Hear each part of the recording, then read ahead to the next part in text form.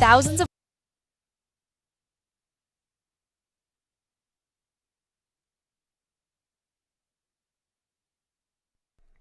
What's going on, ladies and gentlemen?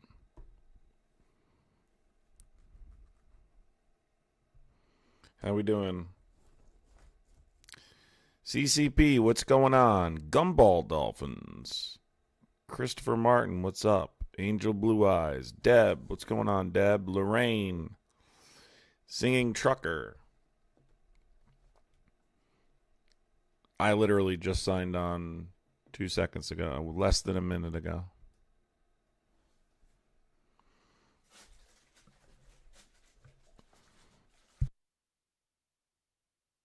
Did you guys see Donald Trump bashing Marjorie Taylor Greene? I don't know if that was an interview or whatever, but he was calling Marjorie Taylor Greene a low IQ person.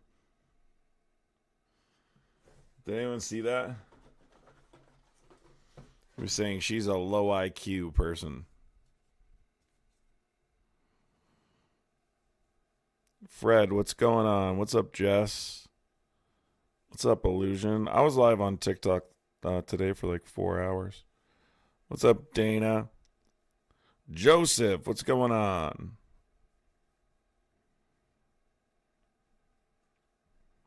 Oh, glad to be on for you, chillin'. Leo, what's up? Tia, what's going on? What's up, Lindsay? My foot's better. I just think it's funny how Marjorie Taylor Greene was super loyal, and that kind of loyalty buys you nothing. Literally nothing. At the end of the day, that loyalty buys you nothing. That's just remarkable to me, you know, like that these people still support him, even though you watch him just completely turn his back on people who had unwavering loyalty to him. Unwavering loyalty Marjorie Taylor Greene had to Trump. Unwavering. Guys, if you do want to support the channel, you can become a member of the channel. That always helps. I recommend people become members of the channel. Pretty active creators, so it's worth it. I make some live streams members only. You get a badge next to your name, helps support the content, all that stuff. That's what the colored names are here in chat. I do have the phone line open.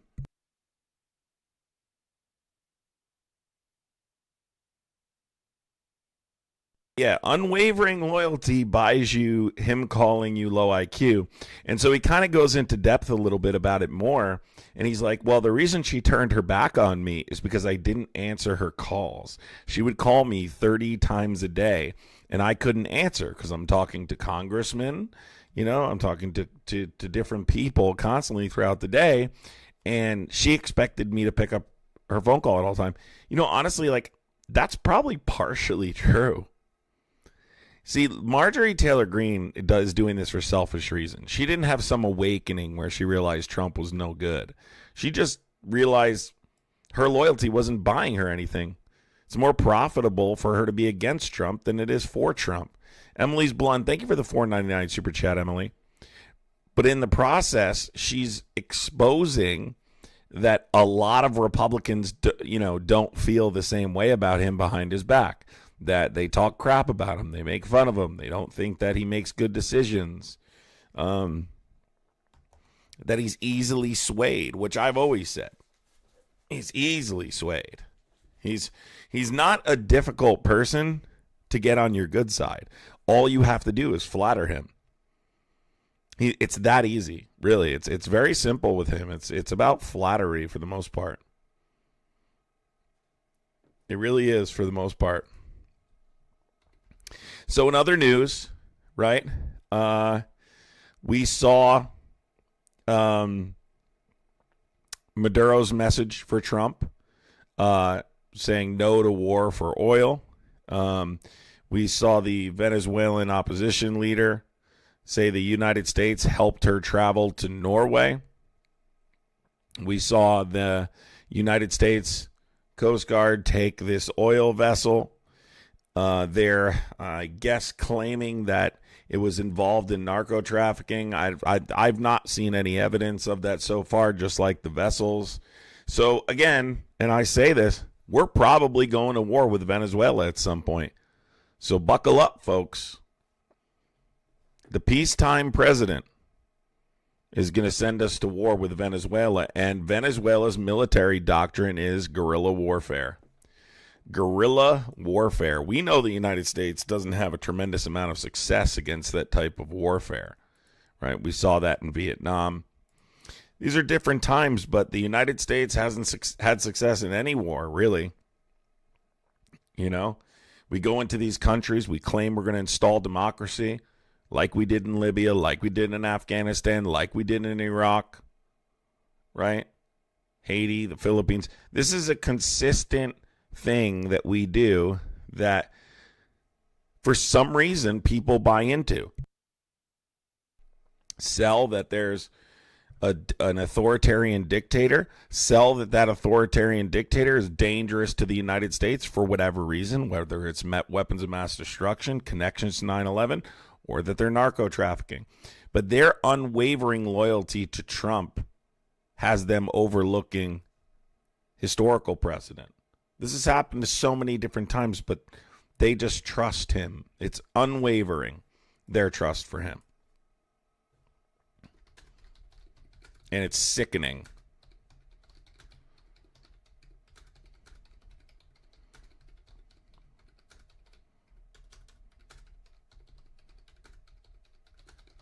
If you are a Trump supporter, you can call in.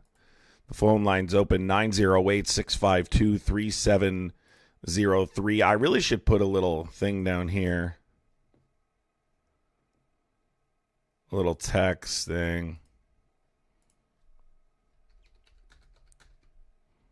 Going to war? Question mark.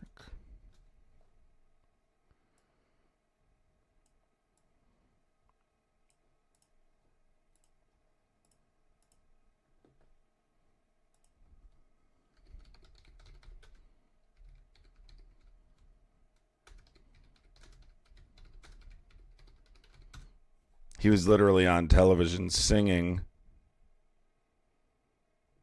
If I can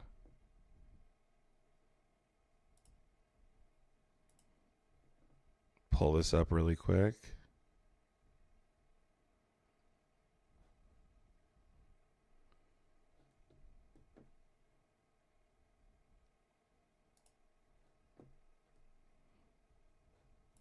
What's everybody up to here?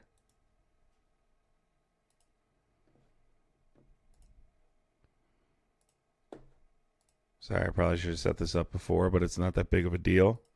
If you are a Trump supporter, you can call in. Alicia, thank you for the $10 super chat. Appreciate that so much, Alicia. I'm going to remove... Well, you know what? I'm not even going to remove Epstein. Let me just move him over here. Let me add Maduro.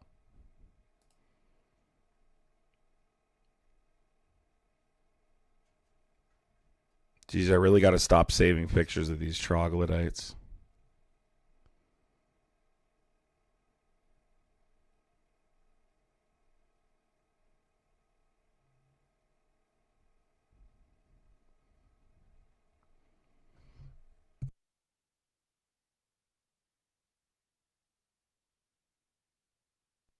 Does everybody have their Christmas tree up there? The fuck did I put it? There we go.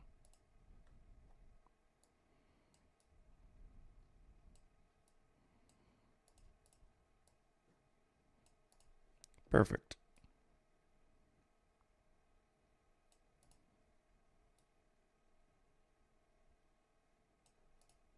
Perfect.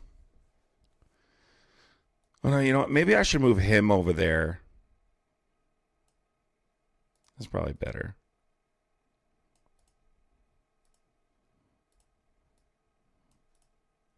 That's perfect. That works out perfect.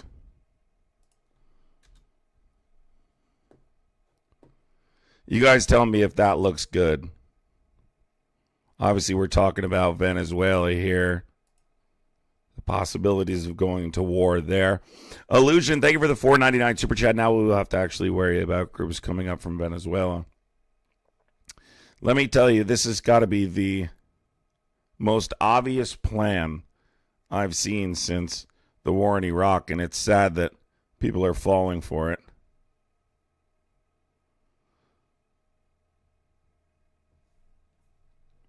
Well, it depends on where you're watching. If you're watching on the computer or you're watching on your phone.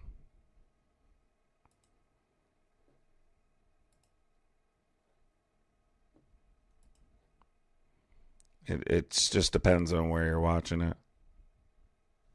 Let me see from my phone here what it looks like. The phone lines are open, so you're welcome to call in if you are a Trump supporter and you support what's happening here. I imagine Trump supporters are pretty embarrassed about what's happening here. They were perpetuating the idea that this guy was a peacetime president. He's quite literally causing war.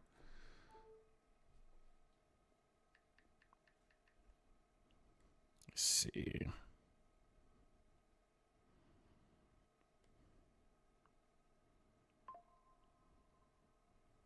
What was this thing too about? Did you guys hear this thing about Pete Hegseth? The porn thing?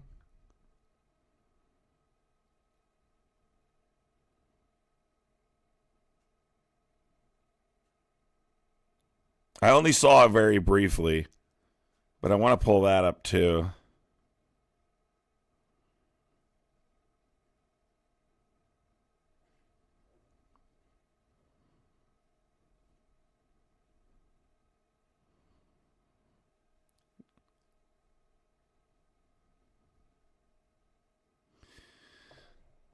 So it was Pete Hegseth's mentor, who works in the Pentagon, was posting Asian cuck corn reviews to Goodreads.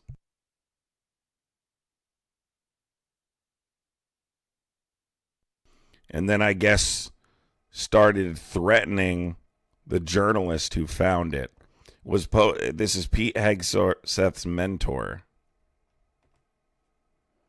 Asian cockhorn. Bizarre, man. This is just so bizarre. I tell you, it gets weirder every single day. Oh no, how would we possibly win a war against Venezuela? Look, it's not about winning a war against Venezuela. Venezuela's military is 100,000 deep. Their military doctrine is guerrilla warfare. So unless you're going to sign up and go fight, then I don't know what to tell you. See, I don't like chicken hawks, okay? I'm not a big fan of chicken hawks. I think these people that advocate for war and don't go and serve our military are a joke. They should have to, their kids should have to volunteer to go serve overseas if you support conflict with other countries. How about that? It's called a chicken hawk. I know. Did you see the Nick Fuentes? Nick Fuentes saying he's never been with a woman. Like, we didn't need you to confirm that for us. We knew that was true. We don't need you to confirm that you've never been with a woman. We know. We're well aware. Well aware.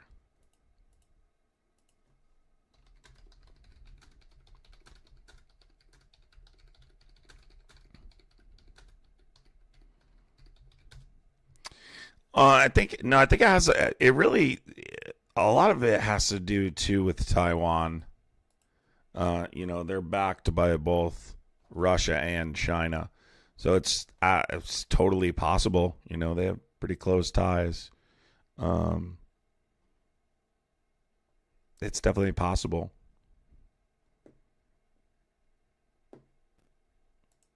It's definitely possible that they would interfere, but they're pretty busy dealing with their own stuff right now.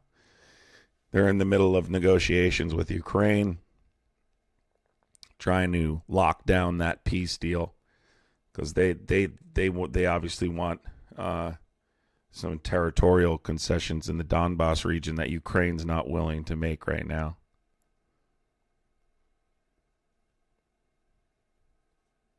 Yeah, I got a great idea. How about we send MAGA to go do it since they support it? That's a great idea.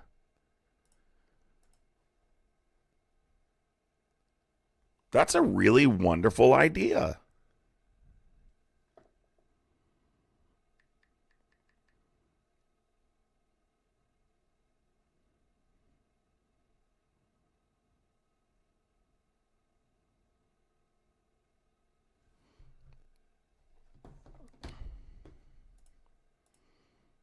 What's this person complaining about?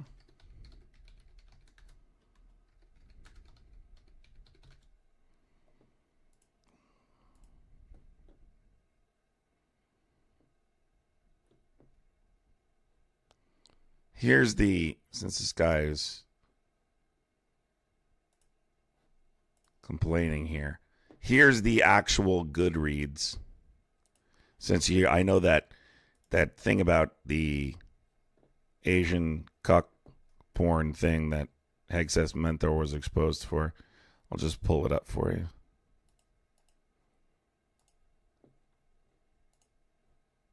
They published the actual Goodreads.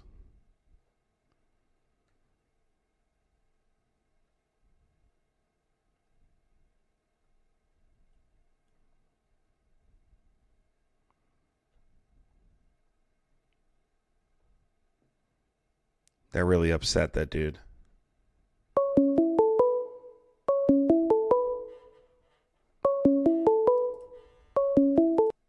Call from. Yeah, are you a Trump supporter? Okay, so you called in to do what? I hate when people do that. They call in to what? Hear me answer the phone and then hang up?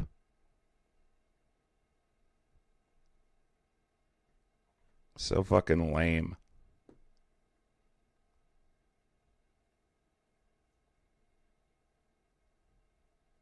So lame. If you're going to call in, speak, talk.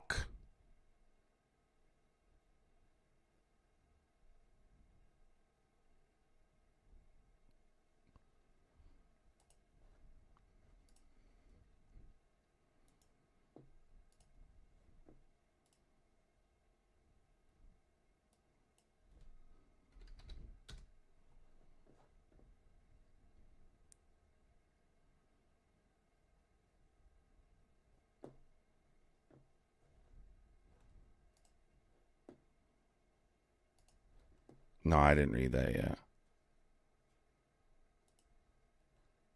Oh, no, people do that all the time. It's not unusual. People do it all the time. They'll call in, say, not, and then not talk. Probably because they're embarrassed to support Trump. I would imagine that's the reason why.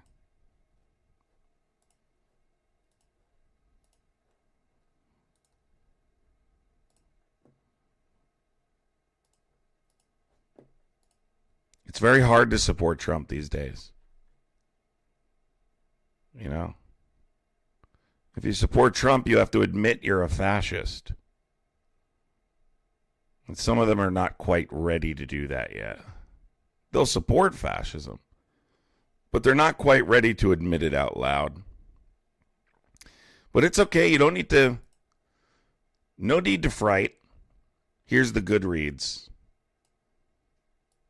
of what I was just talking about. I don't know if you'll be able to read that.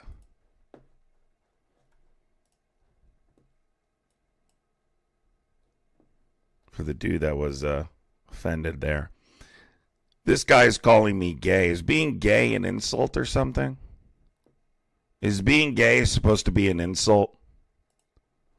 I'm sorry to tell you, I don't. Calling me gay, what are you in second grade? Calling someone gay? Dude, can you imagine calling someone gay as an adult and thinking that's an insult? What's wrong with being gay? It's 2025. There's nothing wrong with being gay. Yeah, I could read it just fine.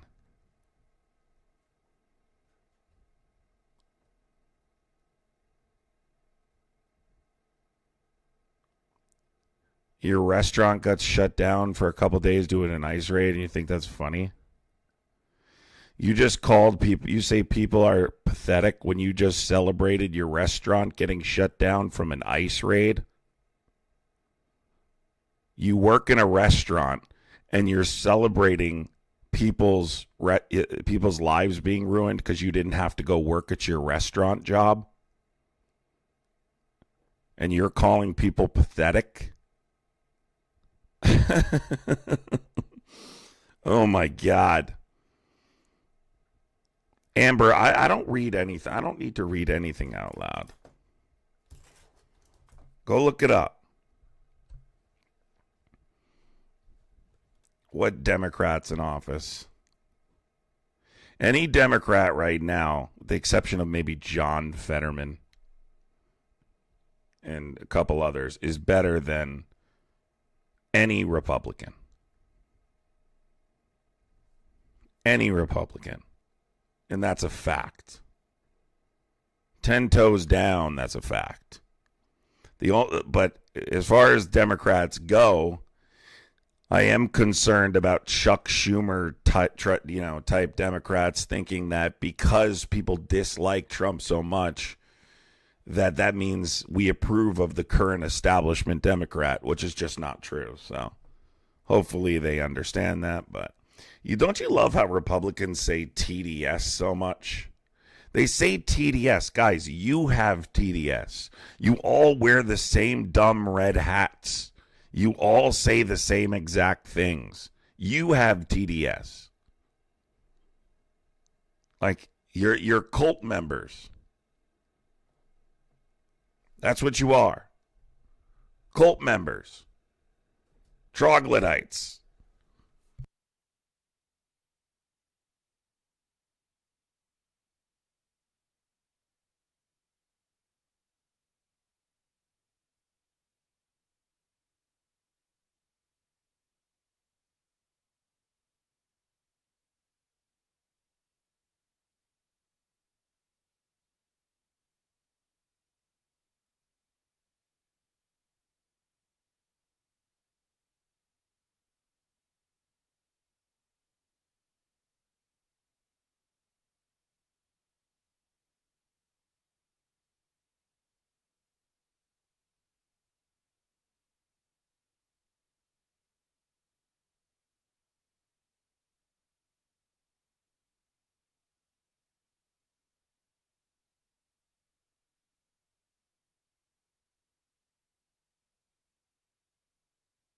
If you're so confident, call in right now. Are you scared?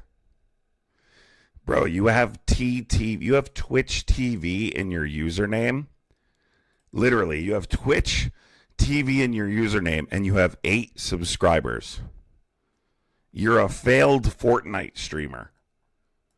What are you talking about, dead? You're a failed Fortnite streamer. You probably have a Fortnite accent.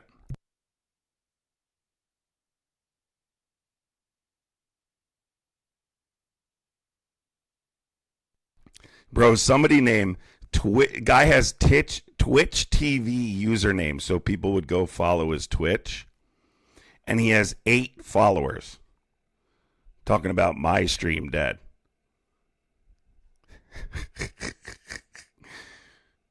How's that Twitch working out for you, bro? Are you good enough at Call of Duty? Yeah, I don't think it worked out for you. Stop projecting your insecurities onto me. Plenty of Nordic countries have been. Plenty of Nordic countries. Man, we got some really triggered fucking people here. We really do. Some really triggered people.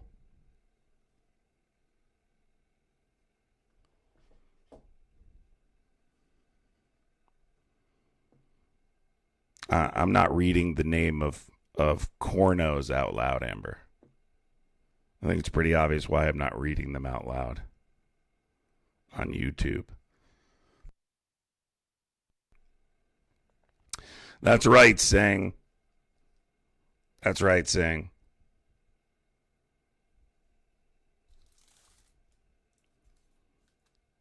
MAGA is on its way out, but believe me, there's plenty of loyal supporters that are MAGA. Trust me, plenty.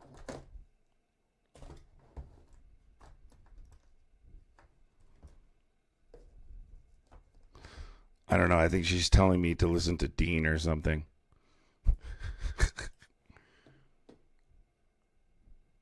That was funny as fuck, too. Who has Stalin as their username? What are you talking about?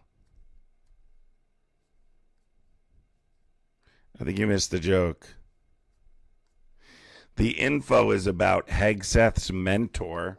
I'll read it again here. Hegseth's mentor, okay, who works in the Pentagon, was posting Asian cuck porn reviews to Goodreads. And when questioned about it, I guess denied it. And I guess they're threatening the journalist who found it.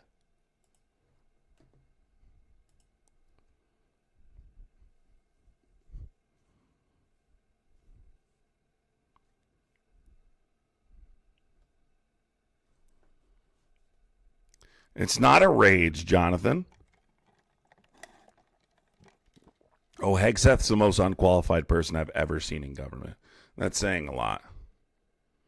That is saying a lot, because I'm also including, obviously, in my lifetime, the Bush administration. How many unqualified people were in that administration caused us to invade Iraq and Afghanistan. GWAT was an utter failure. So, yes, I'm super triggered. Ryan Wheelis, I just posted his Goodreads. You're so stuck on this because you also probably do the same thing. You better hide it better. I don't know what to tell you.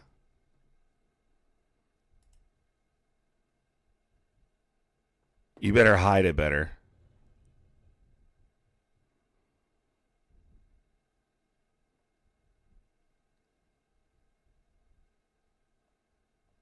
Wow, I don't know what to tell you. That's what happens when you have incredibly unqualified people in office. Incredibly unqualified.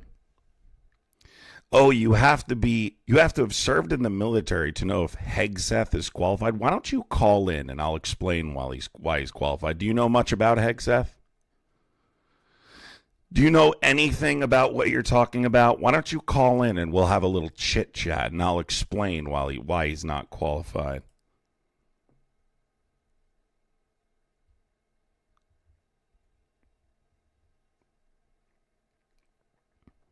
It's not a BS source. It's literally, you don't know what Goodreads is, clearly.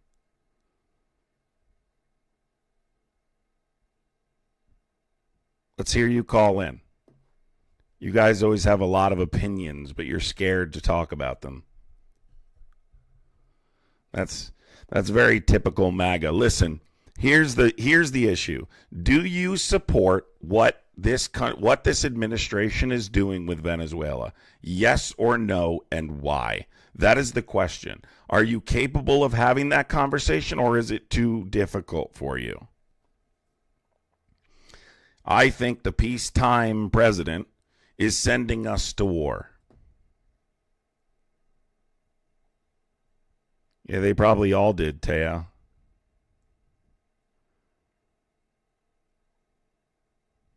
Yeah, that both sides stuff is stupid. Agreed.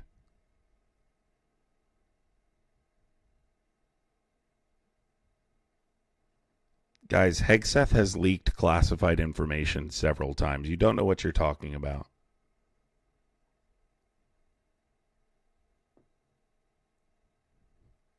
Wild man, you don't have to serve in the military to know Hegseth is not qualified. I know more than you, and that's all that matters. So shut up in the chat and only call in. We're not interested in your questions. No one cares whether or not I served. It's not relevant. Oh my God. Look at this comment. Look at this comment, guys. Oh my God. Oh my dear God. Oh my dear God. I tell you, so far behind in the race, they actually believe they're leading. Enlighten is insane. Guys, it's literally his cruise. You're still stuck on that?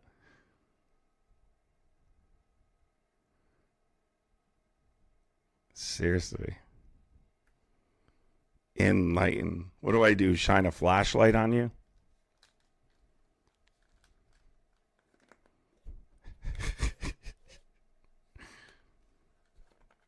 Guys, this is why it's so frustrating, is because we're literally being held hostage by people who just aren't very smart. And they're going to get us into war.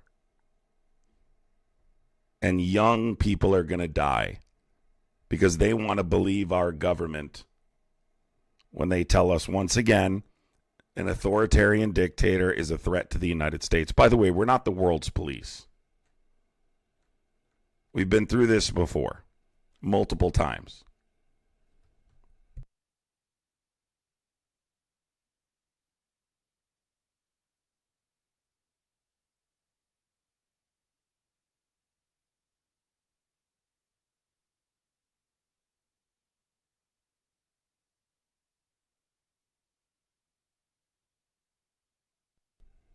It's not the first. It's a little over 20 years later that the government told you there were weapons of mass destruction and connections to 9/11.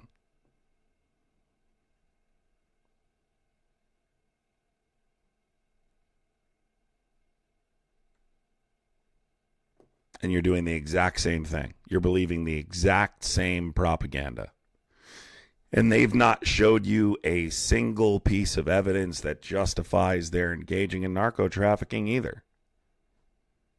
And regardless, even if they are, bombing these vessels is not a long-term solution to the problem, so it doesn't matter.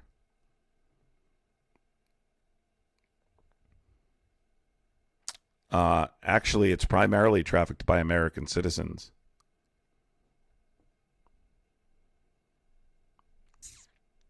I hate to be the bearer of bad news.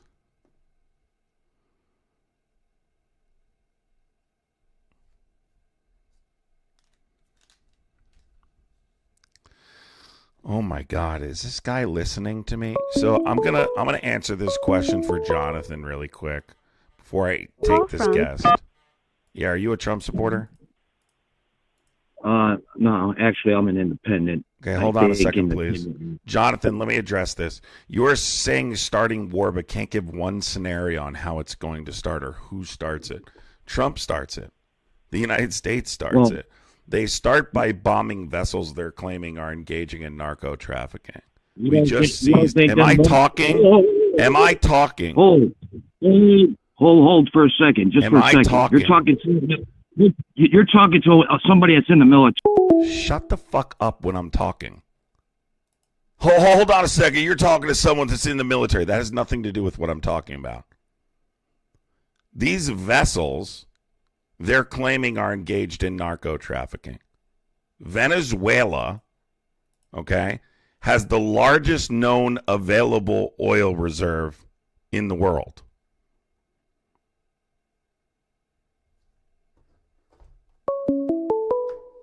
That's why. Call from. Well, man. You gonna mind your manners and not interrupt me?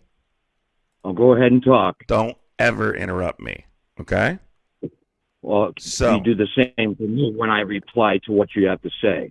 We never got into a conversation because you didn't shut up. You interrupted me as soon as I started talking. I wasn't even talking to you yet. Here you're doing it again. You didn't give me a chance to introduce myself to your audience.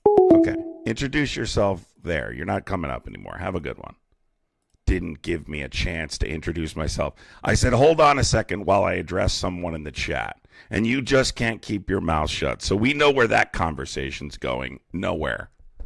Ms. Perception, thank you for the $5 super chat. Appreciate you, Jersey girl. To the 510 number, call back in. This goofy keeps trying to call. He's not getting through. You didn't give me a formal introduction. Dude wants to walk out like Goldberg at WrestleMania. He was like, where's the pyro? Where's the pyro? You're not getting that kind of introduction. The 510 number, you can call back. That other number is not getting through.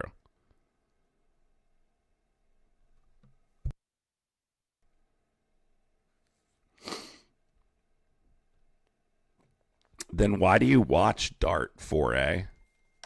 I got an idea.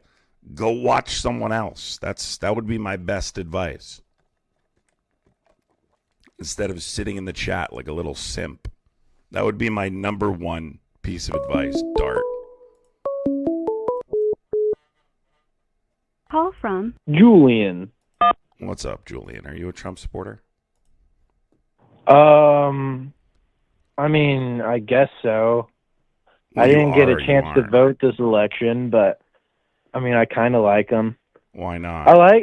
So I don't like the way he's going about the tariffs. Like, I think the tariffs are good, but the way he's doing it, like, he should be releasing a tariff schedule so investors can actually plan around it. Okay, well, we can talk about. Let's address this Venezuela topic first, and then we'll go there. Okay, yeah. Fuck Maduro. I don't like Maduro. No one does like him. He's not a good person, if that's what you're talking about. Of course, he's a bad person. But the question is, are we going to once again do this thing where we claim we're going to install democracy, right? Because a country has a dangerous authoritarian leader and believe our government when they say it's justified because they're an imminent threat. And then say in this case, they're engaging in narco trafficking into the United States, but provide no evidence that they are.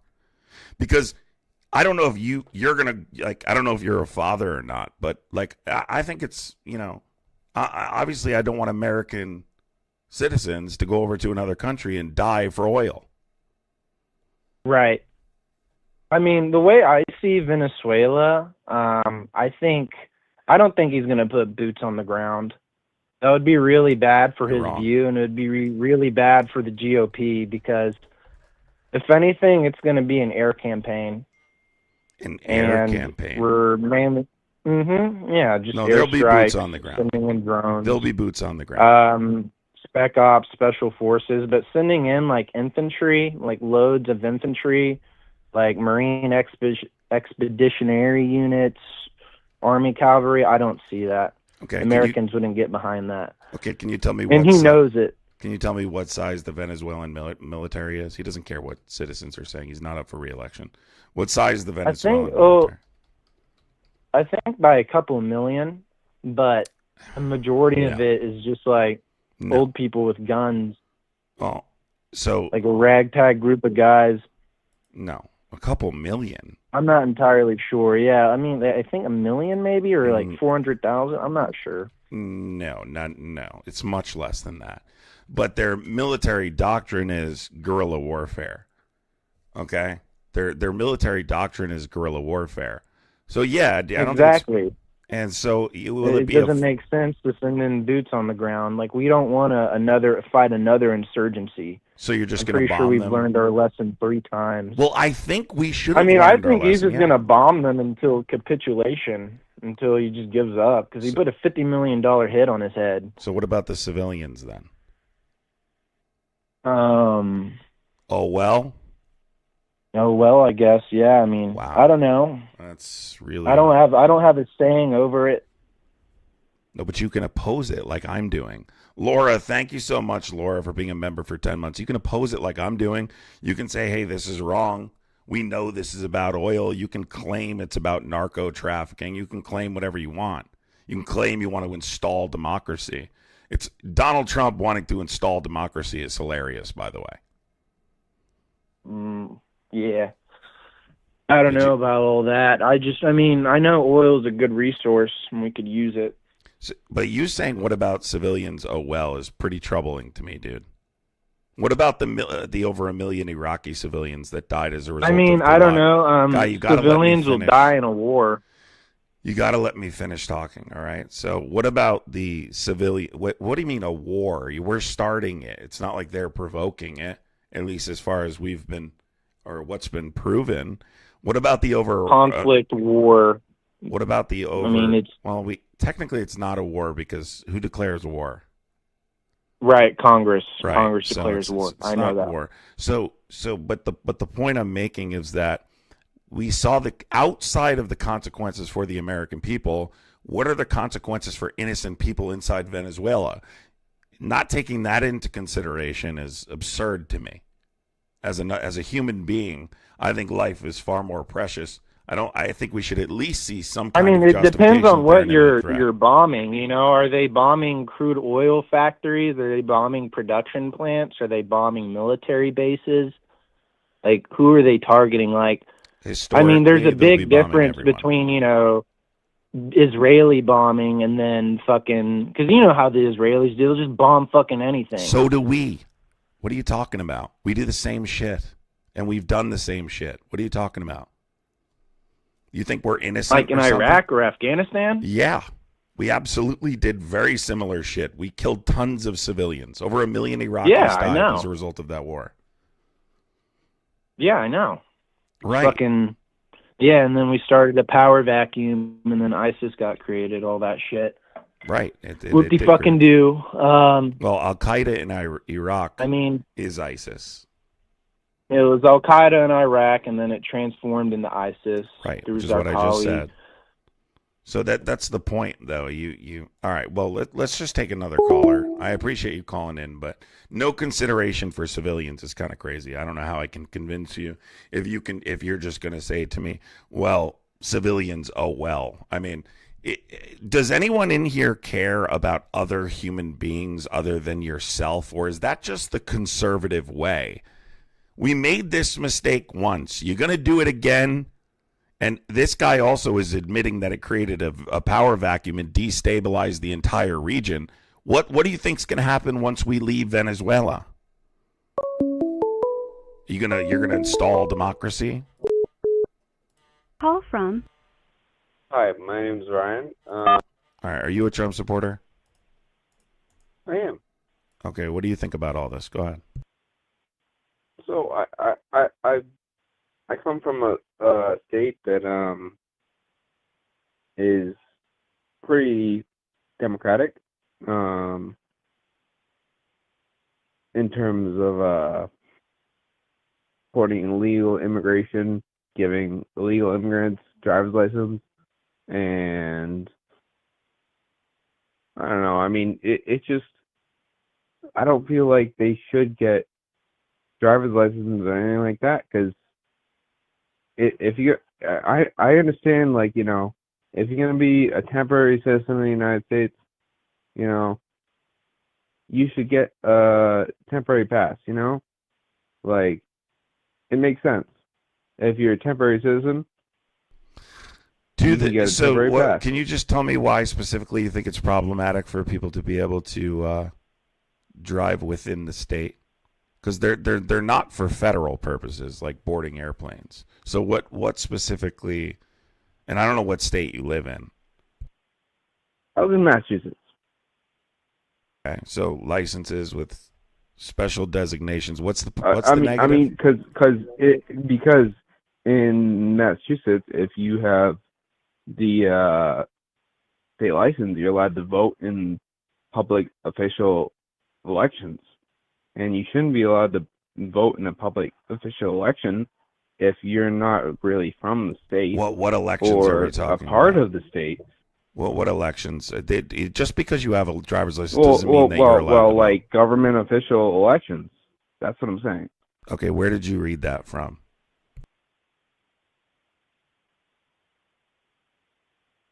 you can't vote in government official. I'm sorry. You can't vote in government official elections unless you have a government ID. They're not voting. Which a driver's I don't know what you're talking about. So voting's just limited to U.S. citizens. It has nothing to do with whether or not you have a driver's license. Hold on, just 1 second. Hold on, just 1 second. So if you're gonna vote in a state or local election, you have to have a state ID, right? No, a license will not just allow you to vote now. No, well, it will, because that's all you need. That's legally all what you need to vote in Massachusetts. But those licenses have special designations. Those licenses. Official. So first of all, you're wrong. The licenses that are issued for undocumented What do you mean immigrants. I'm wrong? Well, if you'll let me explain. What do you mean? I'm talking. I'm answering. Okay. I'm sorry. Fucking who raised you people? Okay. So, undocumented immigrants that receive licenses in specific states are not valid for voting. They have certain markings and designations on them to distinguish them from those who are citizens of this country. Okay? So I don't know what you're talking about. Do you have some kind of source? Because undocumented immigrants don't have the right to vote. Okay? Regardless of whether they have a driver's license. But all you need to vote is a driver's license. You don't need any special No, they have licenses. markings on the driver's license that indicates they are undocumented. No. Yes, they do. You don't know what you're talking about. Okay, can you send it to me at my email? Wait, me send it to you? You're supposed to show me proof. This is your burden. You're making a claim that's not true. I don't prove a negative. You prove it is true. What state do you live in? Well, I live in Massachusetts. Okay, go. And how do you know this is happening? Well, I mean, it's the stuff that's happening in Massachusetts is crazy because That's know not what I there's asked some you. Crazy stuff happening in Massachusetts. That's not what I asked you. I asked you. No. I'm just saying. Let me explain myself. The stuff in Massachusetts is crazy because there's people doing a lot of crazy shit in Massachusetts. I'm not trying to go into a political rant or anything like that. It's just there's a lot of crazy stuff happening in Massachusetts. There's people with that are impregnating their own daughters from different countries and fucking getting sent to different counties and fucking. Oh, I'm sorry, I didn't mean to swear. I'm sorry. That was out of line. I don't mean to get you. Can you finish what you're saying? That's not going to happen. Can you finish what you're saying? What do you mean? It's already happened. I can send you the link where that stuff has actually already happened. There's Helios hotels that paid for illegal immigrants that they impregnated their own daughters and they got sent to a different county so they didn't have to face the county So do you know how you register to vote? What is required when you register to vote in the state of Massachusetts? A state ID, which is a federal license. No. Proof of citizenship. Yep. Proof of citizenship. No. You are not. Yes, dude. You are not automatically registered to vote because you have a license. By the way, as soon as you have a license, dude, you're registered to vote. No, that's not. No, that's not true in Massachusetts. You're wrong. You're absolutely wrong. I do know that. You're wrong.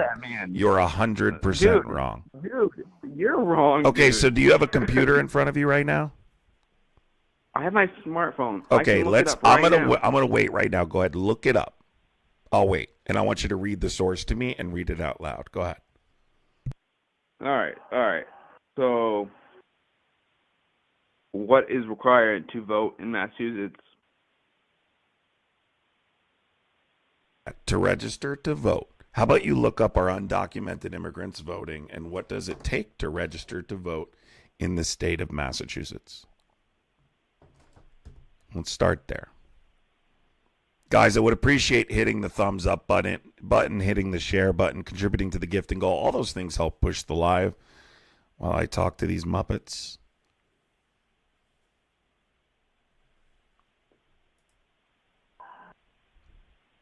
Like there's literally safeguards in place to ensure exactly what you're talking about doesn't happen. And by the way, I'm not even going to bother explaining it. I mean, you literally need. Did you look it up yet? ID. Yep. Okay, what does it say you need to register to vote? And what source are you looking at? You need a home address, which is one state of, which is one ID. What are you looking at? What site are you looking at? sec.state.mass.us/ORV or OVR. Sorry.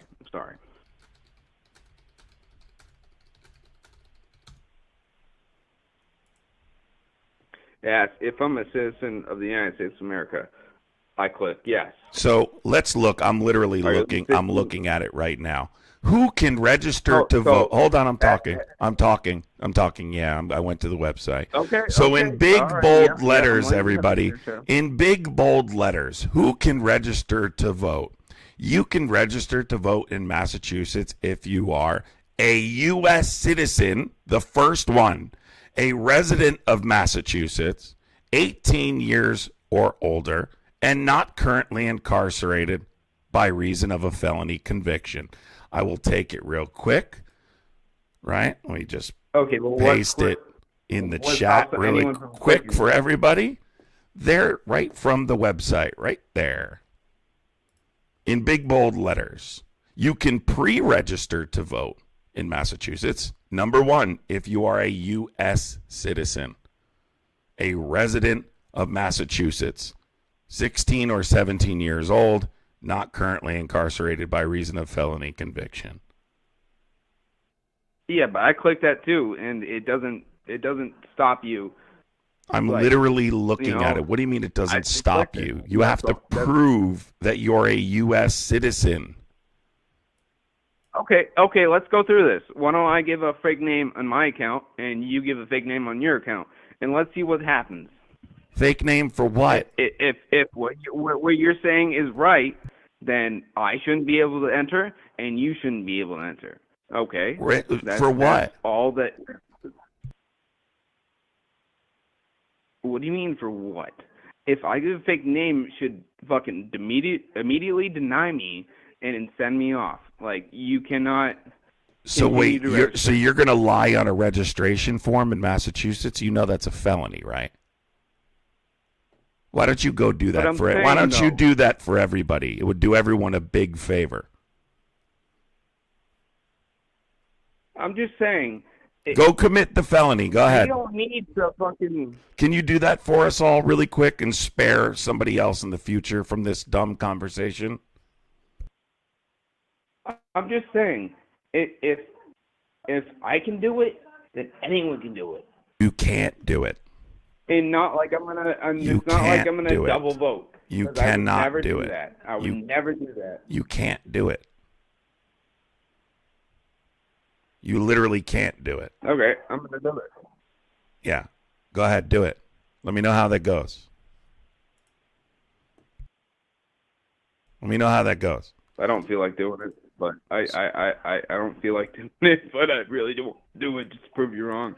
You're not. You wouldn't prove me wrong because I'm not wrong. You are.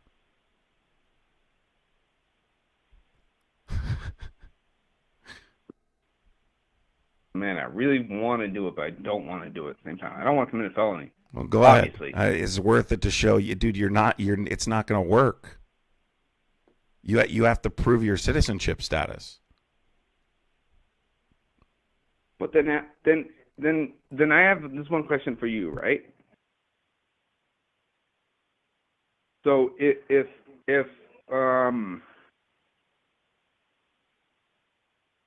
this is all wrong, right? Why is there so much fraud and stuff going on, and why was there so much corruption going on in all the hotels and everything like that? You'll have to be more specific. Fraud in the hotels. Why did what fraud in the hotel? Well, like the Healy hotels, why they shut them down? In the what? Oh well, like that Harry Carr show exposed, and why they had so many complaints and stuff, and how so many hotels had to shut down. You've never voted. Had too many occupants. You've never voted before. What do you mean? I voted for Trump. You voted for Trump? Okay. So then you know the answer to your own question. I don't know what this has to do with voter fraud. Now your question is they had to shut down hotels. What hotel? What are we talking about? Corruption? I don't know what you mean. Oh, okay. All right. Let's just break this down, okay?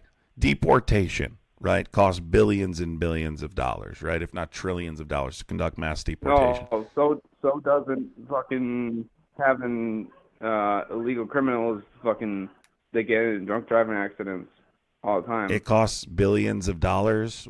So let's talk about it. Can you provide me what the fiscal burden of undocumented immigrants are? Because I'm going to reference the fact that they contribute roughly $100 billion at a federal, state, and local level. Why do you guys talk while I'm talking? It's so annoying. Not another one. Thank you so much for the $1.99 super chat. I agree with that 100%. I wish more people would. Jessica, thank you for the $5 super chat. Cooking MAGA for dinner. Thank you, Jessica. What's the fiscal burden of undocumented immigrants? Because they contribute a significant amount of money to our tax system.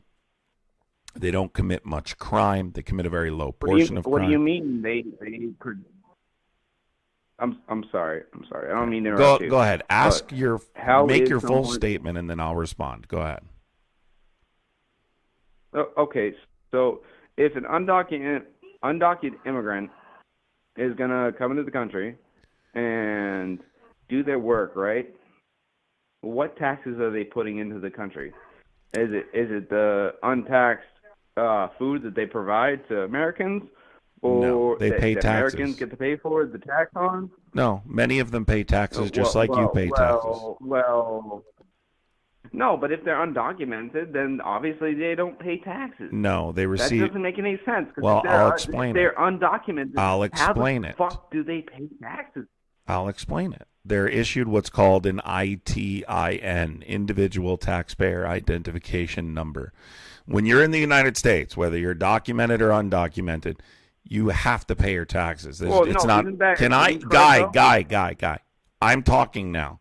Don't interrupt while I'm talking. No, but isn't that not a green card? No, it's not a green card. An ITIN does not grant you citizenship status, temporary status, work status. It only, and I mean only, is there for tax compliance. When you're in the United States, regardless of how you're here, why you're here, whatever the reason is, you have to pay taxes. It's against the law to be here. If you work, you must pay taxes. So they apply for what's called an individual taxpayer identification number, so they can remain tax compliant when they apply for citizenship status. Okay? Through those types of systems, they contribute roughly $100 billion at a federal, state, and local level. Now remember, while contributing to our tax system, they're actually subsidizing federal programs because although they're here and present, they're undocumented, and federal law explicitly prohibits them from receiving those benefits. So not only are they paying into the system, they're largely not using those federal programs they're paying into. Not another one. Thank you so much for the $1.99 super chat. Appreciate you. Somebody in the chat said, are you from Western Mass? Let me also address some. Are you from Western Mass? Massachusetts, yeah. Are you from Western Mass? I don't know what you would consider Western Mass. Oh I'm my actually New God! Hampshire. Do you actually I live guess in that's Mass? Western. How come I know? Okay, hold on one sec. Well, hold on one second, everybody. Can I ask a question really quick or can I make a statement here to this person? Go ahead. Go ahead. This guy in the chat says that would make them documented. No, Dale, it does not make them documented. Okay, an ITIN does not grant you anything other than the ability to remain tax compliant. Then they would be on the map. No, It's they're not like documented. They would be off the map. No, an ITIN doesn't grant you any other status than tax compliance. But would they not be on the map? They would be. I don't know what you mean by on the map. So anyway, here's the point. They're paying into these systems. Well, they'd be paying into the system. So that's what I meant by on the map. Like, okay, can you stop talking for a second? That would be the best thing you could do at this point. So what is the fiscal burden of undocumented immigrants if you think they're a net negative on the country? Like, provide me what systems are they draining, and what amount of money are we talking about that exceeds $100 billion annually, by the way? Well, just the fact that they should be either contributing if they're in the country. Like, I mean, if they're a tourist, if they're just visiting on like a party, like, like they're just having fun, that's one thing. But they should also register under that, which I don't know if there is something for that, but they shouldn't be here. Okay. Anyway, let me address the last thing you wanted to say. Something about hotels or something. Like what? Give me something undocumented immigrants are doing that justifies spending billions of dollars to remove them. Well, there was billions of dollars spent towards the Healy hotels, which Governor Healy had spent. How much? How much? There was a couple $2 billion in Massachusetts. Can you provide me? I'm asking you to provide me consequences that exceed tax contributions. Yeah. Well, let me look it up real quick. Let me. Did you hear the question? What was the question I just asked you? How much money the Healy hotels? No, that's not what I asked you. No, that's not what I asked you. You need to listen to the questions. What consequences of undocumented immigration exceed tax contributions? So the taxpayers paying billions of dollars for the Healy hotels, which were for undocumented immigrants, was not a consequence? I'm going to ask your question one more time. I'm not engaging in your stupidity that you can't substantiate. Can you please provide me consequences that exceed tax contributions? I mean, it's just the amount of money spent on what amount of money? Shit that fucking doesn't need to. Billions. What billion? What exceeds tax contributions? All right, let me look this up real quick.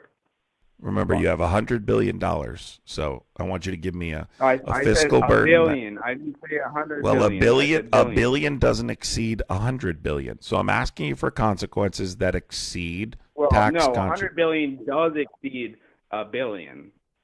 So no shit. But 100 billion is they didn't spend 100 billion. But you just said that a billion doesn't exceed 100 billion. No. So that's where you went wrong. A billion doesn't exceed 100 billion.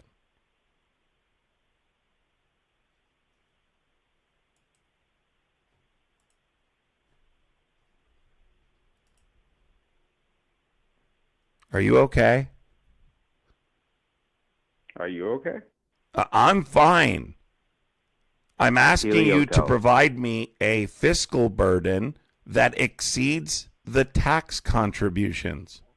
They didn't spend $100 billion on hotels.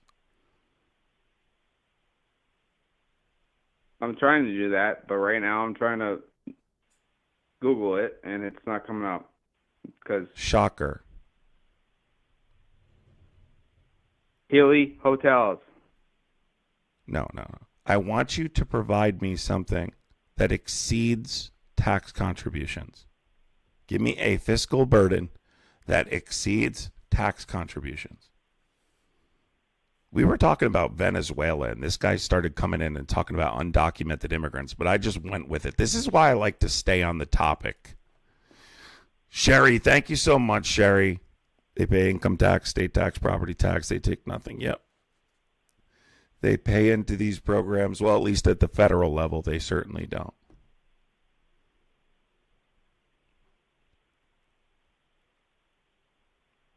Did you look it up? What is the fiscal, so why don't we start with tax contributions? Look up what are the tax contributions for undocumented immigrants, and then read out loud what it says. Hold on, I'm looking it up right now. Okay. I'm not coming up with anything. Yes, it is. It's just coming up with hotels in Massachusetts. That's all that's coming up right now. Listen, man, I'm trying to give you an opportunity so you can move better, do better in the future and move on and not say dumb shit anymore. Do you want the opportunity to do that? Yeah, and I'll call you back at another time. I'm not Please really don't. prepared right now, but well, when I have better information, I will call you back. I got an idea. Right now, How about this? And I mean this. I'm serious about this. I got an idea. You live in Massachusetts, right? I'm sorry I called you. But listen, you live in Massachusetts, right? I have an idea. Well, I'm sorry I called you right now, and I'm so unprepared. Okay, it's all right. I have an idea. Do you want to hear my idea? Why don't you have a good night? Stop talking and listen to me. Listen to me. Listen. I have an idea. Yeah, I'll talk to you. You live in Massachusetts. How about I come over, right? And we talk about this at the dinner table, right? You make a nice meal. We watch Home Alone. We do Secret Santa, right? Yeah. We'll talk about it later, all right? All right. You have a good night. Oh, my God.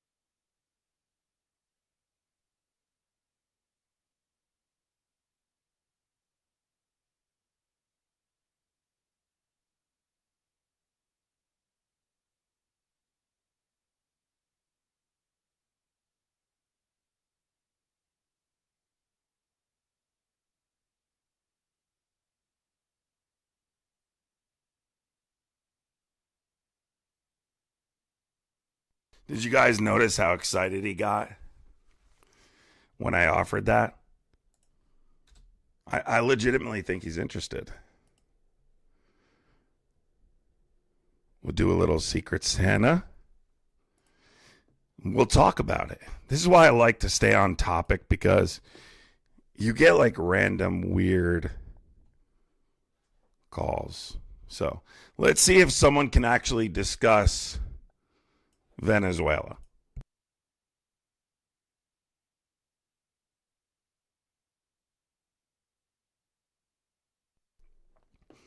All right, guys, real quick. We have a guy in here that says, get a real job. You'd support Trump if you weren't in your mom's basement. Guys, if you want to support me on behalf of this guy, I would appreciate it. If you'd like to support me on behalf of this guy, I would appreciate it. He's really triggered at the super chats. Yeah. Oh, wow. Wow, that's actually, you know what? Not too surprising about that. But I kind of feel bad. He was a little rough on par on the way out. Who? The last guy I was talking to? Oh no, I don't know. I don't know. Let me see. Yeah, I wouldn't mind dropping a small support. I'm not sure what that guy's talking. Is that guy talking to someone else? I thought that guy was talking to me. I think he was talking to someone else. I don't know. Oh, yeah, that guy's super triggered. I don't know. I think that guy was talking to someone else that was just on the phone. I don't know. If you guys want to talk about Venezuela, though, call in. Call. What's up? Are you a Trump supporter? Hey, what's up? I actually got through. Yes, you did. Yeah, I support. Yeah, I support Trump. Char City, thank you for the $5 super chat. I appreciate you. Let's all have a basement white elephant party. Thank you, Char City, for the $5 super chat. Well, that guy definitely he definitely wants to hang out, and we'll talk about undocumented immigration and eat hot pockets. All right, man. So the Venezuela situation. How old are you? You're I'm a U.S. 25 years old. And you're a U.S. citizen, right? Yes, sir. Okay, perfect. Thank you, not another. Appreciate you. Yeah, these guys get super jealous. It's funny. All right, so Venezuela, go ahead. Well, I didn't know we were calling in specifically about Venezuela. I saw the caption. I've been listening. Well, at the bottom it says "going to war," and it has Maduro there, right? Like I'm trying to talk about this topic because it's really important right now. Okay. What are your thoughts on it? Just out of curiosity. Well, I don't have much thoughts. On that. Why not? From what I know, you're getting media reports about, Pete Hegseth, bombing boats and stuff. So, I mean, my understanding of their reasons, when they talk publicly about it, my understanding is that their goal, at least what they state, is that they want to minimize or basically put an end to drug trafficking, into the United States. Mm-hmm. But I'm not saying I completely know their intentions or not. I just that's what they're stating. But I mean, if it were true, I'm not necessarily opposed to it. I think if you put a strong front on issues like that, you're going to deter people who really do want to bring drugs into the U.S. So, you think that it works as effectively as a deterrent? Oh yeah, dude. Okay, like that one guy who just talked to you, he says something like, "Well, I don't know if I want to put it to the test because I don't want to get a felony." Even a felony would deter that guy from attempting fraud just to prove a point. I'm pretty sure. But people in the drug world, deterrence theory, and its effectiveness rely on whether or not there's incentive or not. All that proves in that specific case is that the incentive was not great enough to commit that category of crime. Not that deterrence theory in its own is effective, right?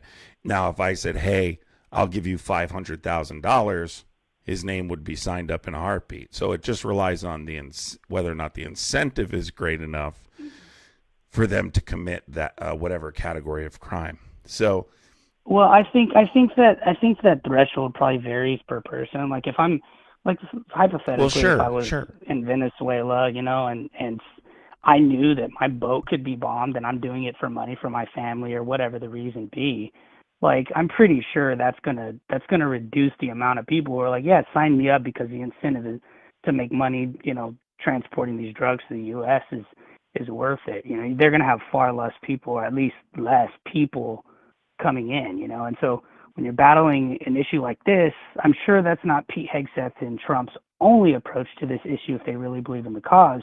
I'm sure this is just one of many. So they're attacking it on multiple fronts. Bombing boats where people are actually bringing drugs into the U.S. could be one front that reduces the amount of people who are willing to do it. And then, whatever ways they're also tackling the issue, all those things combined to sort of minimize it, I think would be most effective. Jessica, thank you so much for the $5 super chat. I appreciate you. So a couple of things I just need to say. So the first part you talked about in regards to incentive, it's important to recognize that criminal organizations like cartels, syndicates like these drug organizations often use innocent people to traffic in substances, right? We see this all the time, whether it's over the border or otherwise. Innocent people whose family were captured by said criminal organization and are completing the task under the threat of death. So that is one very specific reason why it's important to provide judicial oversight in terms of, right to life. But besides that, there's two parts to it. Number one, he's a dictator. That's number one. And number two, they need to establish that there's an imminent threat to the United States. The imminent threat they're claiming is narco trafficking. So outside of the fact that they just deserve due process, this idea that we can go install democracy in other countries, we've seen in Afghanistan, which was that we tried to install democracy there for 20 plus years, right? And ultimately fell to the Taliban as soon as we left. We saw this in Iraq when Al-Qaeda in Iraq became ISIS, right? And their democratic system fell immediately. We saw this in Libya, right? We've seen this in the Philippines. The United States, being the world's police, to go around and install democracy when they decide an authoritarian is abusing his power, is something we need to get away from. The idea that we are the world's police and we install democratic values, by the way, specific to Donald Trump, it's laughable. His respect for democracy is null. He does not care about democracy at all. So this is a guy, I mean, I don't want to get into a big debate, but this is a guy who tried to overthrow the government. Yeah, we don't have to, This is a guy that tried to overthrow the government. This is a guy that was indicted on conspiracy to defraud the United States, right? This guy is a guy that was convicted on an election fraud case. So I find it remarkable that he's the guy that wants to now install democracy. But this has just been long. Well, I don't want to get into that. I don't want to get into that too, but let me just say this. That's long-standing U.S. foreign policy. It's not specific to one side. It's long-standing U.S. foreign policy that I oppose. So I'm not okay with let's just start with the effectiveness of using military well, let's go action. Back to what you said. Hold on, can I please finish? Yeah. You brought up you addressed the deterrence aspect of this immediately. Let's discuss further the effectiveness of bombing these vessels as a long-term solution to the war on drugs. Well, okay, so I want to, you said a lot of things, a lot of great points, and actually one of them I specifically agree with you on, but I want to try to, so I don't get disorganized in my response. So the first one where you're saying they use innocent, they could potentially use innocent people, right? So that's completely condemnable on these drug violent gang, whoever it is that are pushing these drugs. So, and I think even if you are bombing people, even these boats, and let's say these cartel members, right? Because one of the biggest issues is negotiating with terrorists. Like the more you do that, the more you give them leverage, and the outcomes are typically worse. Whereas if you say, no, I'm not going to negotiate with terrorists, we're going to handle this up front, and we'll literally take you guys out. Outcomes for the U.S. historically have been better, right? But for example, when they're using innocent people, let's say a couple of first runs, they use innocent people, and we bomb the boats. What is that going to show to these people? Because these people are running a business. They need to deliver their drugs. Right, so if we're bombing, let's say we bombed 2 or 3 boats with each one had an innocent person driving the boat. But now, what's going to happen? Is it good? Is it optimal? Is this what we want? Not necessarily, but we're trying to put an end to this cause. They're going to realize that trafficking boats into the U.S. in this manner is not working anymore. So they're either going to stop trying it or they're going to try a new approach. But either way, it's making some sort of headway to where they really have to think about how they're going to traffic these drugs into the U.S., right? And if it's our innocent people versus Venezuela's innocent people, my goal is no one should die, right? But if it's ours versus theirs, the representatives of the United States need to look out for for their constituents first. So, right? Is it optimal? Is it what we want? No, but that's their duty. As a representative of the United States, you have to represent your citizens. And the Venezuela government needs to represent their citizens on not letting these drug people use innocent families. So it's really a failure on the Venezuela's part of government for letting these innocent people be used by these drug trafficking rings to begin with. The U.S. is just trying to protect its own in that case. And I'm glad that you think that that's the case, but I don't. I believe that, let's just establish, number one, I believe the justification for claiming they're narco traffickers is to create justification for an invasion, right? You're saying they're narco traffickers because you're trying to create an imminent threat. I feel that. You need to prove that they're an imminent threat to justify a full-scale invasion of another country who, by the way, has the largest available known oil reserve. So I think there's quite a bit of benefit there to invading Venezuela. But let me establish two things. So first of all, you said we shouldn't be negotiating with terrorists. Donald Trump doesn't agree with you. Okay? Donald Trump just hosted the Syrian head of state who's a member of Al-Qaeda, number one. Number two, Donald Trump, I agree with you, but Donald Trump doesn't agree. That's not what I mean. I mean when Can I finish? just so you don't go off on something that I didn't say. I'm not done. Okay. You're making a point about what I didn't mean to say. That's all. Okay. Well, it doesn't matter because regardless, like I actually agree with you.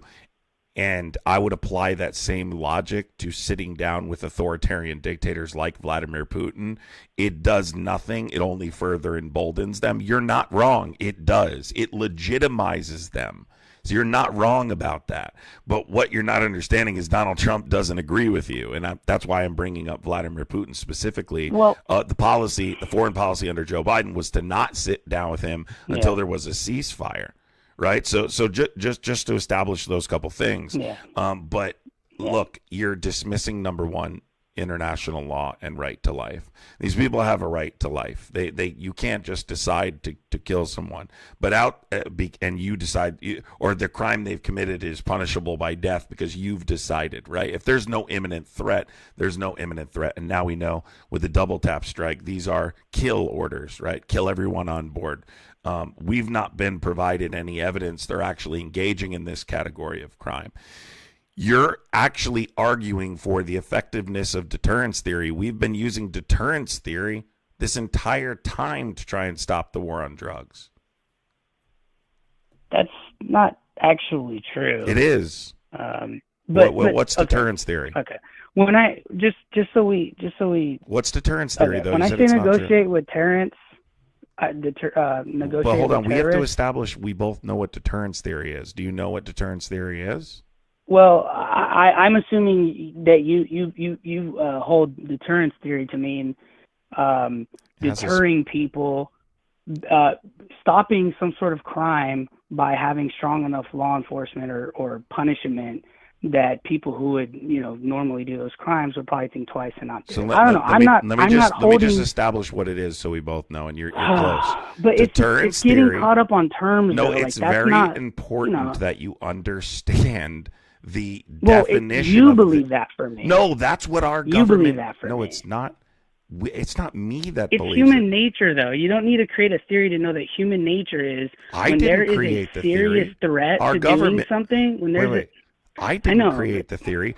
Our government uses the theory, admittedly, that swift, severe, harsh punishment will deter people from committing this category of crime. And we know it's not worked. But that's not even the point either. Like, yes, it works to deter to some extent. That's obviously true. Not as a singular But the other solution. point is it's justice. Like, if someone's bringing drugs, it's not about whether it's deterring them or not. If someone's bringing drugs into the U.S. reliably, and they're close enough on our shores, and that drug trafficking operation has already killed many Americans. It's just the right thing to do to eliminate that.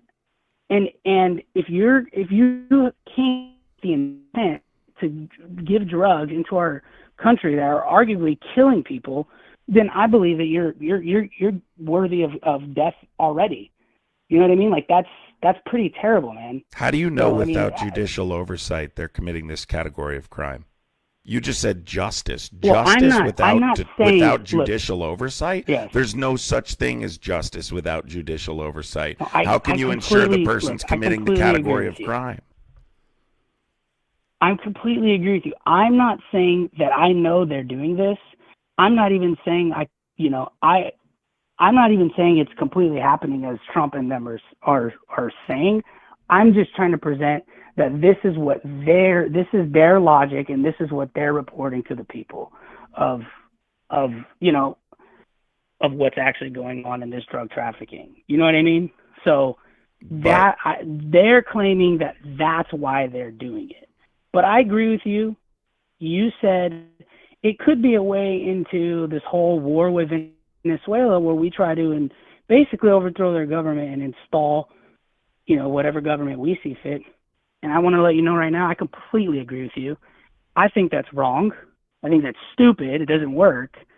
And I also think it's against what Trump said, because if you remember when he first got elected, he went on the stage in the Middle East and he was saying the time of us trying to basically tell people in their own nations how they should run their government is over, right? So if they do go in that direction, that is a huge point specifically with Trump and his presidency and things that I disagree with completely. Yeah, but it doesn't stop me from overall supporting him, because I think he's still better than the alternatives. And that's perfectly fine. I can bring up other reasons why he's not, right? Just in relation to current events. Yeah. But what I will say for you is that that's very clearly what they're doing, right? Trump said the other day, like, his time is limited. By the way, we're going to be doing this on land soon. They said it. They're not even, they're basically saying it.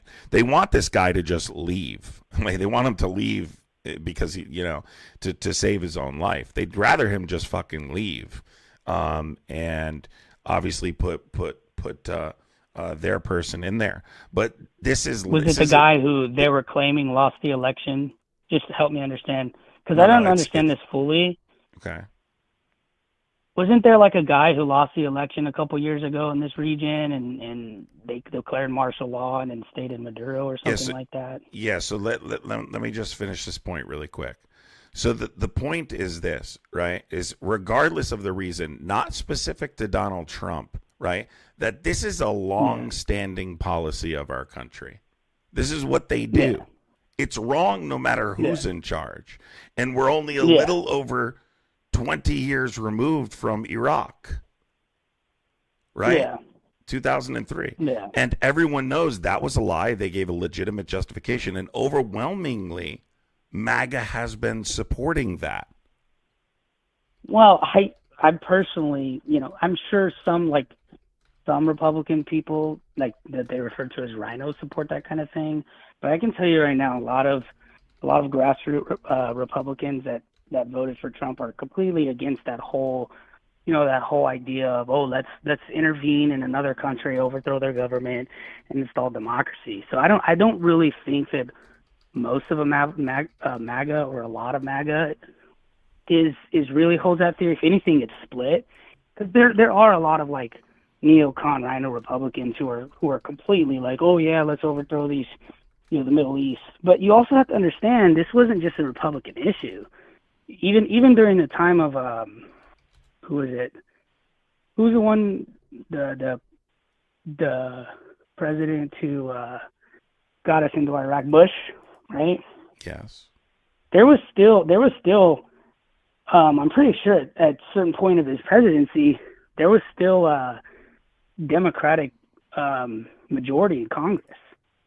So like there's still a lot of things that have happened throughout intervening that Democrats and Republicans have both been pushing for. And I don't think that's necessarily representative of the entirety of their parties. I just think there's like a system within the system that has other goals on both sides, personally. Okay, so, I mean, they didn't have a consistent majority, and that was largely the doing of Dick Cheney, actually. But I want to state that it's long before the war in Iraq. This is pretty much everything since the Vietnam War. Besides that fact, okay, if our citizens remained unified in their resistance to our government playing the world's police and attempting to install democracy, they would stop doing it.